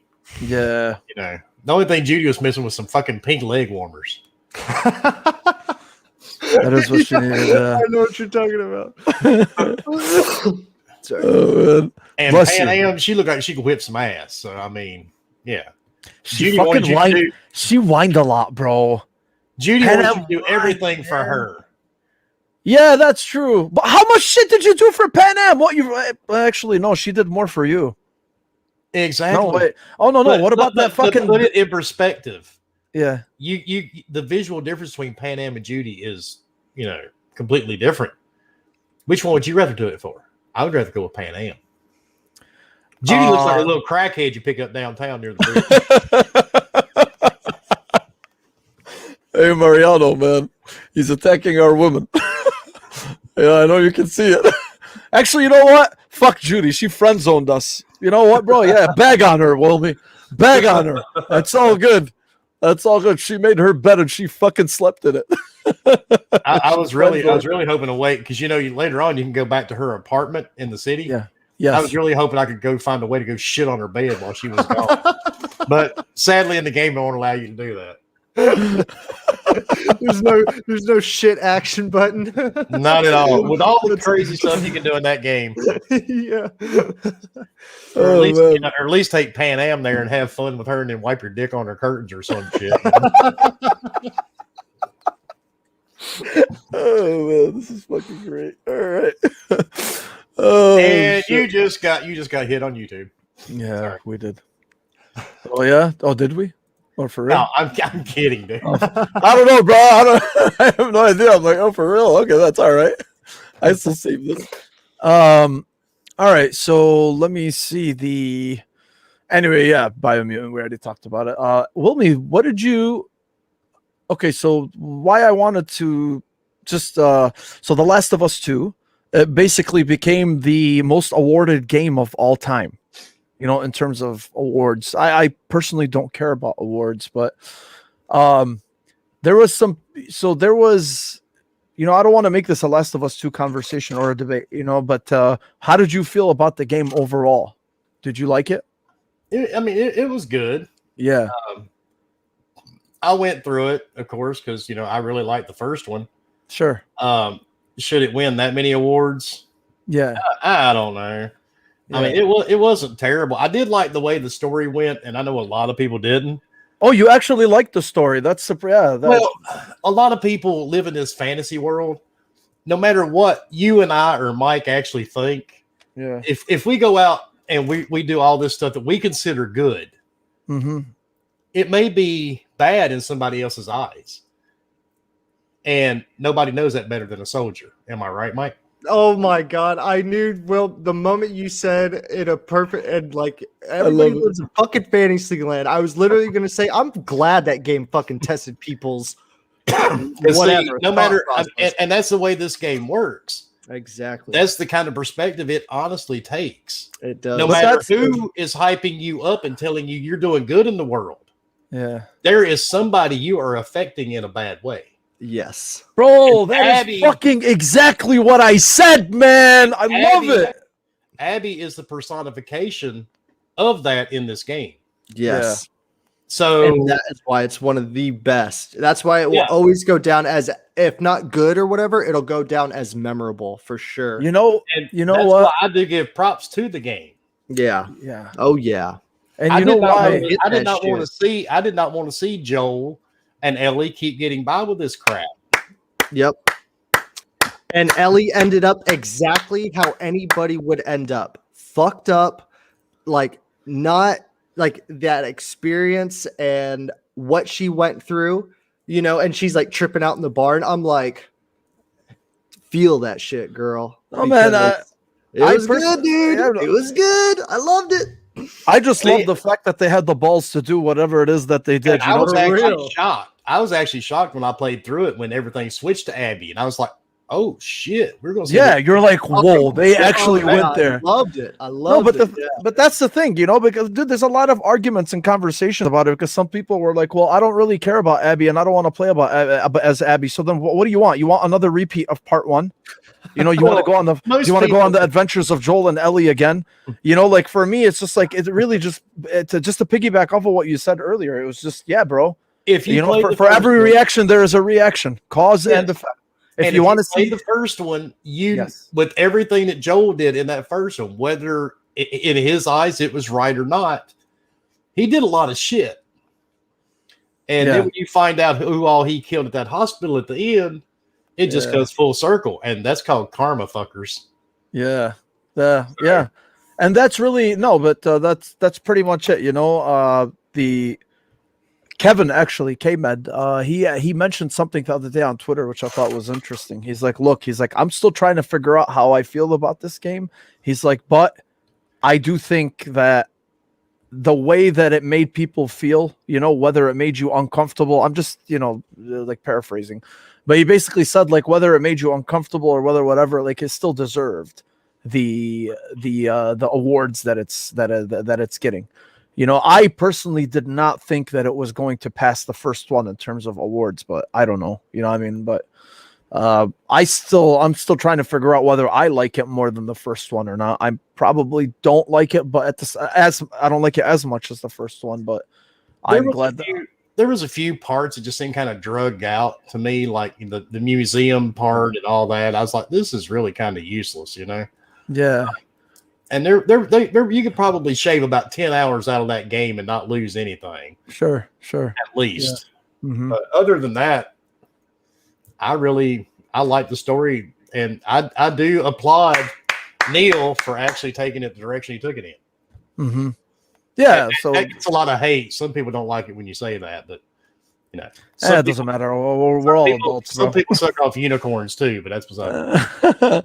Who gives a shit? Honestly, I know people like it. I know people didn't. I was just, I'm like, look, I liked what they did with it. They had the balls to do something, like we were saying. They had the balls to change it up and do something different. It may not be what you wanted, but you know what? Neither was Game of Thrones in the way that it ended. That's the way I look at it. So, sometimes we're not going to agree with the way stories are told all the time, but you really still have to appreciate at least what they are trying to do or what they're trying to, tell you or whatnot. Hey Mo, you know what I like to do if a video game releases and it doesn't have the story that I want? I fucking send out death threats to the devs. I'm just letting you should give it a shot. Give it a try. Yeah. It really like, gets the pressure off the chest. Yeah, it just makes you feel better doing it. Yeah, yeah, man. So anyway, that's fucking most awarded game. That's just some crazy shit. The Medium, we've already talked about it. I know there's been some talk, about its reception and, whatever. Everybody's always fucking hung up about Metacritic scores and how well it does and whatnot. I think people like us look at scores, like just to Actually, I get happy for the developers in a sense, because they kind of live and die by that shit, unfortunately, I don't even look at scores. No, but I'm talking about for developers because their bonuses and shit like that. They put like these stipulations in their contracts, like if your Metacritic score hits over 90, you get like a certain bonus. Off topic, that's exactly what happened with Modern Warfare 2, back in the day on Infinity Ward. They had some bonuses that they were promised by Activision because it scored so well, and Activision ended up fucking them, and they didn't give them shit. And that's why the studio heads ended up leaving and forming Respawn, who is now responsible for Titanfall and Titanfall 2 and your Jedi Fallen Order. You knew Metacritic was shit back when Death Stranding released and all the reviews went away. They froze reviews on that and a couple of other games. And that tells you right there at that moment. And there needs to be a better way to vet scores. Yeah. You should have to show that you have completed a game. Mm-hmm. Or at least, got 50% into it before you can actually review it. Mm-hmm. At least. Yeah. I have an account on Metacritic because I just wanted to see how hard it was. If you got a YouTube channel, shit, dude, it's easy. They approved me and offered me a hand job the next day, too. I mean, they were like, holy shit. Yes, you're approved. You have an account. And I was like, holy shit, this is easy. Anybody can do it. You put a couple of social media links in there and you're set. You can go in there and review bomb whatever the hell you want to review. And that's what a lot of people do, sadly. Yeah. So, I mean, I don't know, man. It's just, it's used the ammo and I don't even know what to say about it anymore, to be honest with you, because it's just so fucking stupid at this point, just to argue about scores and whatnot. Basically, the game got some respectable scores, some liked it, some didn't, which is pretty par for the course, but a lot of people just started getting on and bagging it. People who are never going to play it, people who are never going to touch it. We talked about the game earlier. There are some things we like about it and some things that we don't, but overall it is, it's not the second fucking coming of a Messiah or anything. I mean, it's a good game. It's something that everybody should enjoy. I don't know why you fucking boners get hung up on scores and which exclusive it's on or whatever it is, but I mean, it is what it is, man. At this point, there's really not much different. There's nothing that we can say that, that would justify any way that, that these conversations always happen. You know how I justify it? I finally blocked up to 70,000 people yesterday. How the fuck have you gotten to that many blocks, bro? Because, dude, it's insane. The world is full of stupid fuckers. And most of them are on Twitter. Bro, that's incredible, though. Holy shit. Like a couple months ago, you were at 50. Yeah. Fuck, man. Yeah, I know. That's the bad part. That's insane. And it's so sad because I'm to the point now. See, we were having this conversation. This conversation last night. I was having it with Ainsley and Dan, and Pong. Yeah.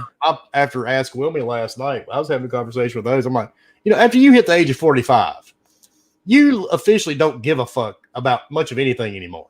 Mm-hmm. You're sitting back. You're like, I don't really care. Just shut up and go away. And that's the way you live your life because I just don't really care. Mm-hmm. And, if I'm seeing all this stupid crap on social media, if you're posting all this shit all day, oh my God, you're sucking Phil Spencer off, man. you're fucking blocked. I don't care. You don't even have to say it twice. Yeah. And, if you're sitting here and you're sending me DMs, because it actually happens. I stream a lot from my PS5. I get fucking people with a boner from Xbox actually message me talking about, what the fuck are you doing streaming from a PlayStation, man? Yes. Because I play everything. I remember when he said it about too, when Ghost of Tsushima came out and people were like, hey, why are you playing a PlayStation game? And he's like, huh? I love Ghost too. And I block them too. I just don't deal with the fanboy bullshit. It's annoying. They need to get out of the house, get a life, stop fucking their mother's chihuahua, find a significant other, do something productive with life. Pretty fucking, I don't know, man. It's just, I don't know how they can maintain that energy, bro. I don't know. I swear to God. Bro, just last thing I want to touch on, how fucking weird that, I don't want to say who it is. You could probably just go into my Twitter and you can see it yourself, but So last night I put I put a post about the medium when I started it, right? And I'm like, all right, time to shit the bed. And somebody just randomly jumps in. I know who you're talking about. Someone just randomly jumps in and he's like, yeah, what the fuck did he say? I don't even want to look at my phone. He says something about like shitting on ponies' beds or something like that. I don't even want to fucking read it. I don't want to acknowledge it. I'm like, but why? but why? You know, like what made you get in there and think about that? You know, like what is it that is so obsessing you to the point that you had to go in and say something like that to insult the user base of another fucking console or whatever? I don't understand, bro. I don't know. Like because his blow up girlfriend had a leak. That's why. The inflatable girlfriend had a slow leak. He was waiting for it to refill. You know, I mean, he had to have something to do in between time. And it amazes me to no end, dude. That's why I blocked them. I mean, I don't want to deal with them, period. It's unbelievable, man. I'm telling you, it's fucking crazy. I don't understand. I don't know what makes these people tick. I don't care what fucking makes them tick. You know, it's just, yeah. Anyway, if you guys have access, Jason Schreier, they spend way too much time reading Jason Schreier's bullshit. There you go. Or maybe they're all his cousins from West Virginia. Nah, you know, listen, man. You know what? Look, there's just the hypocrites are everywhere, you know, because the people that support Schreier are also the ones that want studios to come out with games faster sometimes. You know, you bitch about crunching, but then you're like, oh, why are you delaying? Blah, blah, blah, you know? Or it's kind of like I'm not going to even fucking mention anything about politics, but I'll tell you off, the camera. But no, bro, even Schreier's fucking followers, you know, the people who claim to be, you know, for the developers and all this shit, even they can fucking be hypocrites, and you can point them out easily as well, you know. So they're not, they don't sustain that energy that they think that they do. It's very easy to pick them apart and find out who they are, but whatever. Anyway, fuck you, fanboys. So my favorite is the one that comes into every podcast just to troll the chat. Yeah, I seen that. I actually happened the other day on Boom Show, and I was on it last Monday. Some guy just comes in. Some guy just came in, and he's like, Xbox sucks, Xbox sucks, Xbox sucks. And I'm like, why? Like, what the fuck? Like, are you so bored that you have to come in? Like, I understand. Like, bro, like, it takes energy to troll. It really takes energy to troll, and I don't fucking understand. And he obviously did it on purpose because he knows Boom Show is Xbox centric. But bro, like, it's crazy to me. I'm just like, why? Like, why? I thought it was pretty fucking entertaining, to be honest with you, you know, because no one really attacked him in the chat. I was pretty surprised. You know, he was being a dickhead, but nobody really attacked him. I mean, he got booted, you know, but he said, like, he repeated it a few times until the mod caught on, and he erased all of his messages, and then he ended up booting him out. Most people, you know, I think you've actually been on my show when we call them out. We have fun with them. Yeah, because we're not the podcast you want to troll, because we're all smart asses and we just don't care. But you know, we don't have too many anymore. We do have a couple people blocked, but I know I was on. Oh my god, I was on with Dealer on RDX one night. And holy shit, dude. There was a guy, I mean, I don't know if like 10 different people had his same name or what. They were typing this like every couple of seconds. And it just kept coming. And then they would ban him, and then another name really similar would pop back up and start typing the same shit all over again. I don't get it, bro. And I don't fucking get it. Wow, what when do you hit that? That is definitely when you hit rock bottom. Yeah. That is when you're on this. That is when you've hit that point where you're sitting on the sidewalk, living in a cardboard box, sucking dick for beer money. That's the point of life you have hit right then when you're doing this on YouTube. Yeah. No. That's I don't fucking get it. I swear to God, I don't. But I mean, man, to each of their own. I guess just keep it the fuck away from me. Yes. Seriously, bro. So let's. Okay. Really, did you see that game Returnal, Wilmy? Yes, I did. Are you interested in it? I was until they moved it out to May. April. April, okay. It's still April 30. Really, May. Yeah, End of April, but yeah. yeah, I was actually going ahead and pre-ordering it, and then I saw the thing the same day. Said, "Damn it!" Yeah, it looks pretty fucking cool. They only delayed it by just a month, a little over a month, because they said, polish and all this other shit. And I think all these studios are just shook by the fury that happened from the cyberpunk backlash. So I think they're all going to avoid it from now on. I don't think anybody wants that heat, bro. Honestly, it didn't phase Call of Duty at all, did it? No, it did not. That game's still broken beyond repair in some places. Yeah, I know. For sure. Yeah, fuck yeah, it is. It's crazy. Even the campaign sucks. The campaign was actually good. It had some good parts in it. It wasn't bad. No, I'm not saying the game itself. It kept shutting down my fucking console. Oh, you're talking about crashing and shit. I got you. It just it crashed on me several times just playing through the campaign. Yeah, I got you. Yeah. Yeah, Angela too. She's been saying that it's been fucking causing problems for her. Even the campaign, man. Yeah, because she went through hell when she was reviewing it for SG, because it was crashing on her. I played it on PlayStation because I have friends who play it on PlayStation, and so I played it there, and I had maybe one or two crashes for the entire time that I played the campaign. But I heard the Xbox version has more problems, actually, which is very fucking weird. But I don't know how to this day they haven't fixed them yet. But hey, bro, nobody's asking for refunds. Yes, it's Call of Duty. They can get by with it. I think Call of Duty is a lot worse off than Cyberpunk, in my opinion. At least what I played. But you didn't see people out with pitchforks, going after Activision, did you? Yeah, it's not going to happen, man. It is not going to happen, unfortunately. Activision does deserve it, but it's not going to happen. Anyway, yeah, Returnal comes out next month. I'm excited. I think we're all Mike and I have talked about this before. Mike, I know you're excited for Returnal too. Yeah, I don't think you're disappointed by the 1 month. No, I'm actually happy for it. Yeah.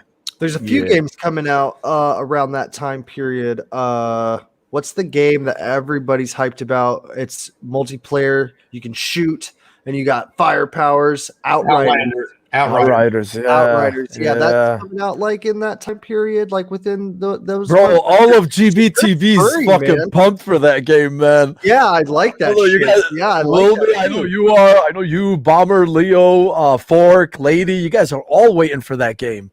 Yeah, but I'm gonna be, I'm gonna, stifle my enthusiasm.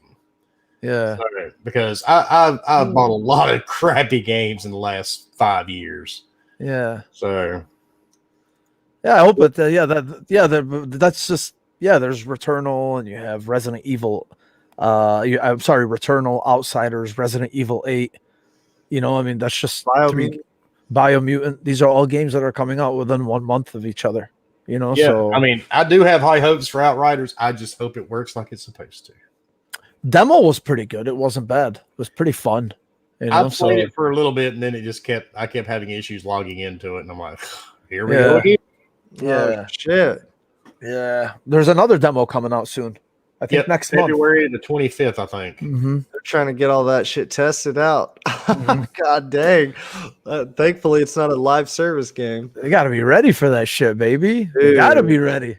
Nowadays, man, with what the hell's going on with some games. I know. Dude. I know. And the cancel culture is just getting stronger, man. I'll save I'll save that for off camera, bro. I don't want to hurt anyone's feelings. We had somebody report our channel a couple of weeks ago, and I, for the life of me, cannot figure out why. What did they say? They don't actually tell you what. No, they never told me. They just said we'd been reported and it had been, proven as false. Sure. Sure. So I was like, okay. Yeah, I got you. Well, at least you know what, the deal, dude. If you're not everybody wants their opinion coming through your mouth. Yes. So, yeah, exactly. Right. We don't cater to anybody's opinions. We are who we are. If people don't like it, then fuck them. Mm-hmm. So that pisses some people off. So we get reported quite a bit, and it kind of shocks me each time. Because they want you to be a fucking corporate parrot. That's why, So It's pretty much it. Corporate pit. Sorry. I had to. It like came out of me. I have no idea why. I just had Iago from Aladdin stuck in my fucking head when you said it was good timing though. Yeah, it was pretty fucking perfect, man. Oh shit, that's great. I love it. Oh man. Okay, well, anyway, but the next thing I wanted to just get into real quick is, dude, PlayStation's next month. Next month they're, we're talking about Returnal anyway in April, but in February they're PS Plus games. They have Control Ultimate Edition. Imagine the people that had pre-ordered the game right now. The people who pre-ordered the Ultimate Edition on the they're trying to get a refund. They're asking for refunds now. Are they getting it? Yeah, because the game hasn't technically come out yet, so you can get your refund for a pre-order. When they changed up their pre-order rules after Cyberpunk, it actually, from my understanding, that also includes I'm not sure exactly how, but I know Sony does refund you if you cancel the refund or if you cancel the pre-order before the game's actually released. Okay. And now that because the regular edition just came out on Game Pass, and now the Ultimate Edition is coming out on fucking PS Plus, so people are like, well, why did I pre-order the Ultimate Edition? This is the one that's going to be next gen enhanced, right? So there's that, and then there's Destruction All-Stars. Wilmy, I don't know how much of the shit I'm talking about interests you, but I'm gonna take a stab at it anyway. Destruction All-Stars? No. Yeah, I didn't think so. But the thing is they showed the game. They actually did show the game, and it's got this, car combat, parkour, aesthetic, and I think it's pretty cool. It's definitely something that I'll at least pick up and try. I like Rocket League. I love Rocket League. I suck at Rocket League, but I do love it. This is the one where they're skating around, right? Skating? No, they don't skate. No, this is the car. No, this is car combat. This is the one with the car combat, and you can jump out of the car or you get your car destroyed, and then you end up you can steal other people's cars by just running around or trying to avoiding to get ran over. And they released like a 7-minute state of play for it yesterday. It was actually, for a free game, it looks fucking awesome. It's free. I'll try it. Yeah. So that's coming out, and Control is coming out, and then obviously Concrete Genie. A lot of people like Concrete Genie. I thought it was okay. Nothing that special. It was a good 4-hour game. Yeah. It had a nice message basically in it. That you've heard a million times before. Yeah, pretty much exactly. But yeah, bro, I think this is fucking great. This is a fantastic month for them. And this is kind of what we were talking about earlier, when we were discussing about the value of PS Plus and Xbox Live Gold, and shit like that. So yeah, bro, they're hitting it out of the park. This was another fucking great month for them. Wilmy, I don't know if you're excited for any of those. Wait, did you play Control? I've already played all of Control. I don't need to play it again. You're not going to go. What do you think, though? Do you think this is a beefy package that they're giving? Sure.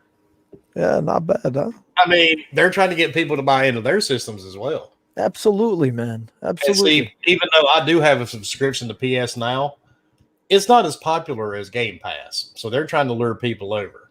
Yeah. Of course. Yeah. But the thing is, too, is, it's not. This is something that they're clearly building as some type of competition to Game Pass. If you want to say, they're like starting bare bones. But if you're just jumping into the PlayStation ecosystem now and you've never played any of those fucking games that they have on the PS Plus collection, bro, you can buy the console, pay $60 for the year, or even get it for $30 like we do off of CD keys and whatever. You can pay $30-$40 on top of the console and not buy a single fucking game for a couple years at least. I mean, it's pretty impressive, man. Honestly, I'm not gonna lie. So, Game Pass, you could say the same thing. You buy a Series S if you're just getting into the Xbox ecosystem. You buy a Series S.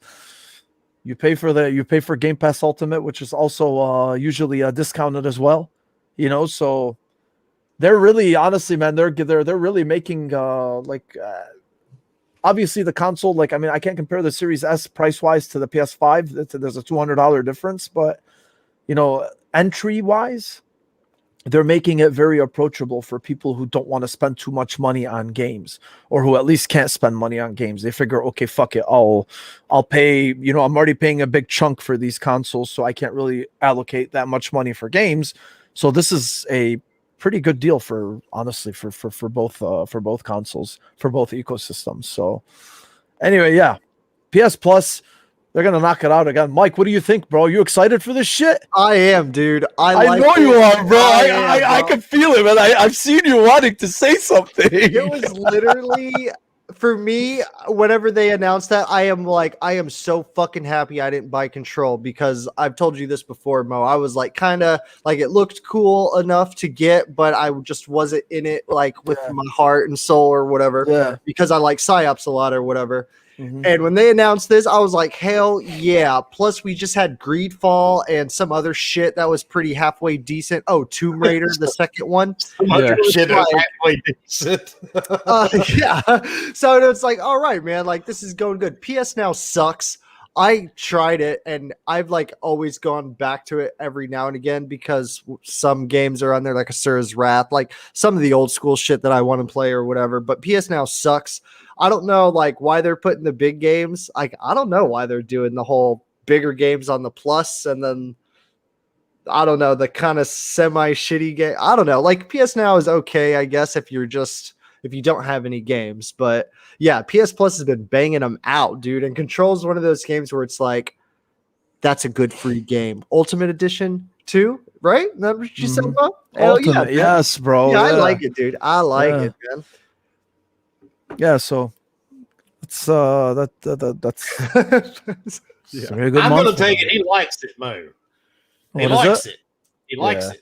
Honestly, bro. Honestly, it's not really. Honestly, I'm not gonna bullshit you, man. It's not really Control that has me interested. I'm excited for people that love Control. I wasn't really a huge fan of Control. I thought it was a good game. I wasn't too crazy for it. I'm more excited for Destruction All Stars, bro. I'm not gonna lie to you. That looks like fucking mindless fun, and I can't wait to try that shit. Are we friends on PlayStation? No, we're not. We're not. Well, not even on Xbox, man. I'll grab them off you. I'll grab your both of your gamer tag and your PSN ID after the show. I'll write them down and I'll add you. You've already got it. It's on your screen. Oh yeah. What the fuck am I talking about? Is that for both of them? Yeah. Oh, okay. That's perfect. Beautiful. All right. Well, actually, on PlayStation, you changed the Y to an I because somebody actually tried to steal my name. What an asshole. Oh, dude, people fucking asshole. You know that was done on purpose. Who the fuck else? Come on, man. It's totally done on purpose.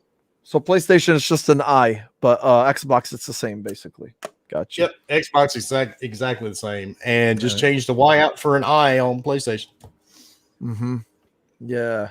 Wait, hold on. What did let's see what Bomber said, man. But PS Now has 800 plus games, though. It's better. No, it's really not.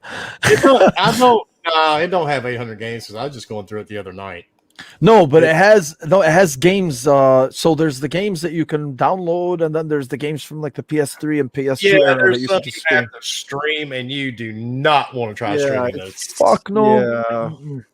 Yeah. The way they do it is, I don't know. I do not like PS Now, man. Yeah, because I want to go back and play. I think it's called Siren. That's old school horror games from the PS3. Yes, I heard of those. That's the only reason why I want PS Now is for the older PS games. Like, and literally. I tried to stream it. I've got super fast internet. You know, mine is 1 gig. Yeah, I couldn't even get it to stream. It just kept freezing up, stuttering. I'm like, yeah, fuck this. I'm done. Yeah, I'm not. It's gonna take a while until that really becomes where it needs to be. You know, with latency and speeds and whatever. That PS. Oh yeah, well, just streaming in general, because latency just generally sucks, man. We have a really shitty internet infrastructure, believe it or not. Some countries are so fucking far ahead of us in terms of internet speeds. Like, you know, just now, like gig is starting to become like really popular, you know, and like they've had gig speeds in fucking households overseas, like countries like Japan, they've had it for years, you know. So, anyway, yeah, that's gonna be fucking cool. I can't wait for that. All right, last topic, Halo Infinite.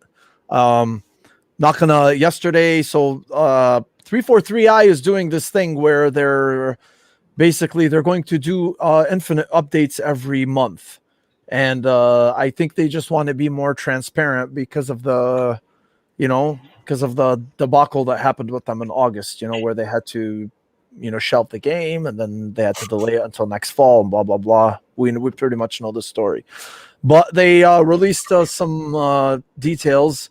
They're not going to do anything in video form. It's a lot of exposition if you read through it, or you could just look for some websites that give you the layman's terms or the Cliff's Notes version, because there's just a lot of exposition, man. They'll be like, "Hi, my name is Cliff Kingsbury, and I've been working at 343 since 2017." I'm just like, corporate bullshit. Like, I gotta prove to you that I work here and I'm like a super professional. Trust me, guys. I get what they're trying to do, but come on, bro. Just give me Halo. That's all I want. You're both wrong. They're going to come out every month and tell you they're delaying the game by another month. Oh shit. Anyway, yeah, man. But that's pretty much what they did. And then if you actually looked at the summarized version, they said biggest support and commitment to a Halo game, which we already know. Revamp tools, which allows 343 to react to feedback faster than ever. They said weapons have different damage types. Players can fully rebind and remap controls. Equipment and multiplayer is earned in the map combat and or scavenging. Sandbox will see constant updates and meta changes, which really lends to the idea that this is going to be a live service game, which they have alluded to anyway, considering that they said that Halo Infinite's going to be it's going to have a 10-year cycle from what they said. Dedicated teams to making sure PC feels the best. And really just a lot of, really cool things. They said they teased a fan favorite vehicle that's coming back. They said the hunters are coming back in Halo Infinite and they're more lethal and intelligent. I'm glad that they said there's more progress in visuals. Many graphical features were added and tuned over just the last 6 months alone, which is good to hear, considering that, the one thing about the game, nobody questioned the gameplay when it was revealed. Everyone thought the gameplay looked fucking awesome. You got that Halo gameplay, that badass, that smooth fucking that harmonic gameplay. The first person combat that you see with Halo, but no one questioned the gameplay, even like the grapple hook or whatever it is. It looked fantastic. The biggest issue with people is the graphical, the visual fidelity, and it's really interesting to see that they just. Despite everything that's happened, I don't want to say they went back to the drawing board, because the game is pretty much complete as a video game, but they're kind of just dressing it up more and more. But are you excited for this, Wilmy? Because I'm fucking pumped, man. Honestly, I'm happy. Like, I was sad that this happened, but at the same time, the fact that they delayed it even more than a year, like we're talking August. They showed it, was it July or August? I can't remember. 2020. And then they're delaying it all the way to fall 2021. That's more than a year. I was actually happy, bro. I'm not going to lie to you. I'm like, okay, they're taking it seriously. I don't know why you weren't taking it seriously before, but now you're taking it seriously. What do you think about this, man? I've never been a huge Halo fanatic. Yeah. But, we need something to play on Playcaster, so I'm looking forward to it, man. Yeah, we fucking do. But yeah, we do. I didn't mind the gameplay. I thought it looked kind of cool. Craig thing was funny for a little bit, but they got rid of Craig, man. They're gonna get rid of Craig.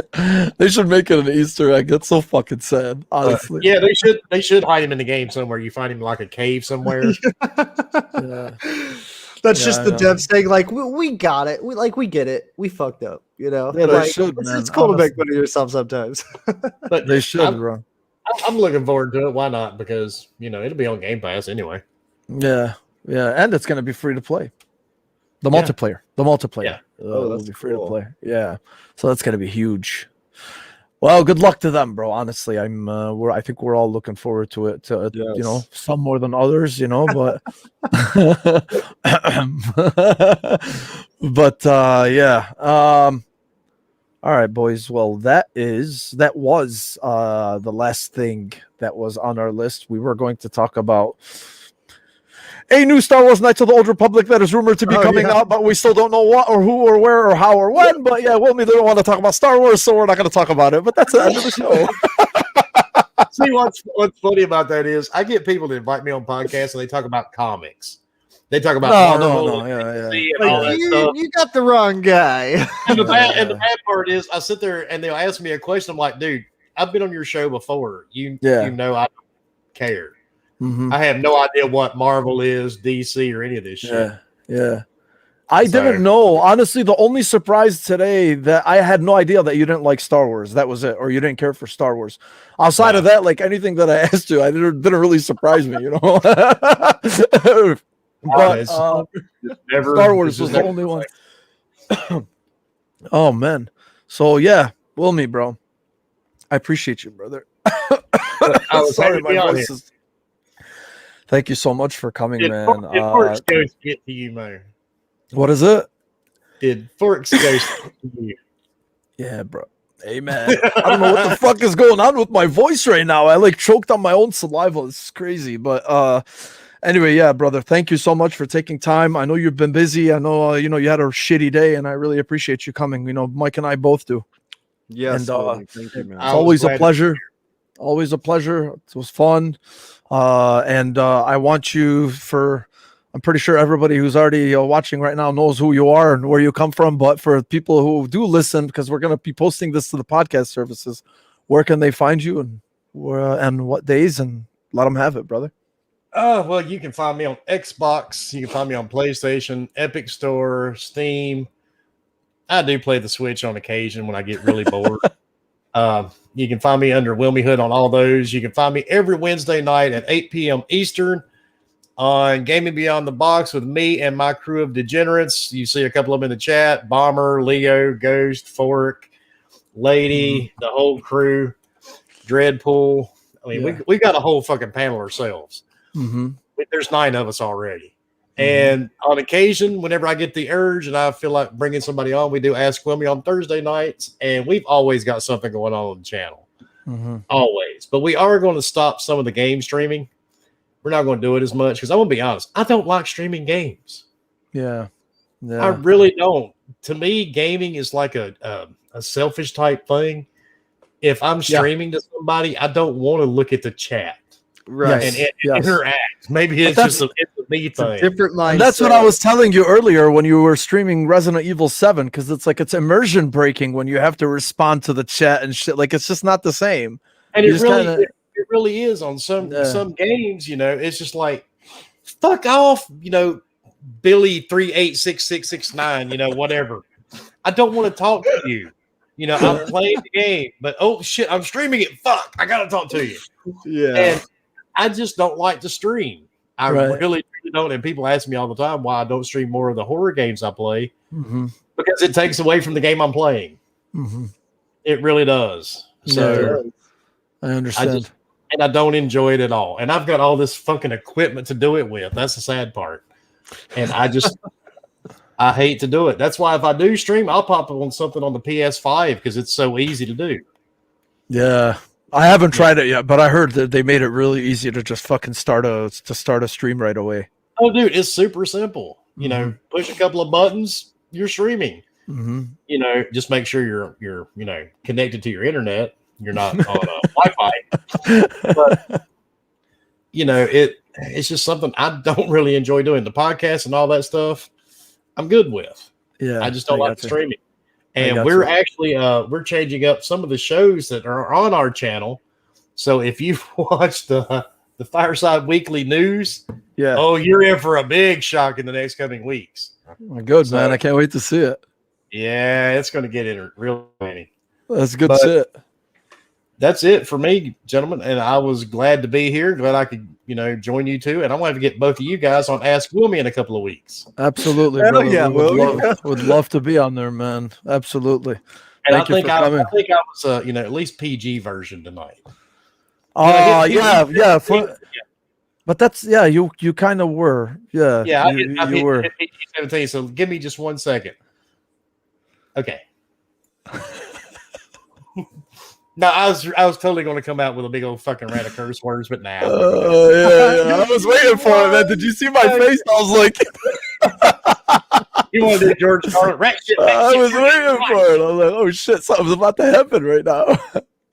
Anyway, yeah, man. Hey, thank you, man. Thanks again for coming, and thank you to everybody who came and who watched and who supported and retweeted and liked, and I appreciate it, man. Again, I'm like, just like Wilmy said earlier, I do this. Mike and I do this for fun. It's all for fun. Not a fucking. We don't do for any financial purposes or anything. This is just the best way for us to shoot the shit about gaming in our own way, and we're just like, you know what, fuck it, why not? Let's get into this and let's make it fun. So whoever, anybody that supports us in any way, it's really, really appreciated, and thank you so much. For me and for my man Mike, you got anything left to say, bro? Nope, I'm good, Mo. Thanks for everybody coming out. Super awesome. Makes me feel so good inside whenever you guys join us. Oh, I know. I had to go there, bro. You know what I'm saying? Leave the sappy shit to me, bro. It's okay. I got it, man. if you guys need a minute, I'll go ahead and back out of the studio if you want. No, it's all right, man. It's okay. We had our minute before you joined us. We got it out of our system. Some KY jelly or anything like that? We got it out of our system. Okay. Anyway, yeah. So for me, for Mike, and for Wilmy, thank you guys for joining us, and we'll see you guys next time. Peace. Later.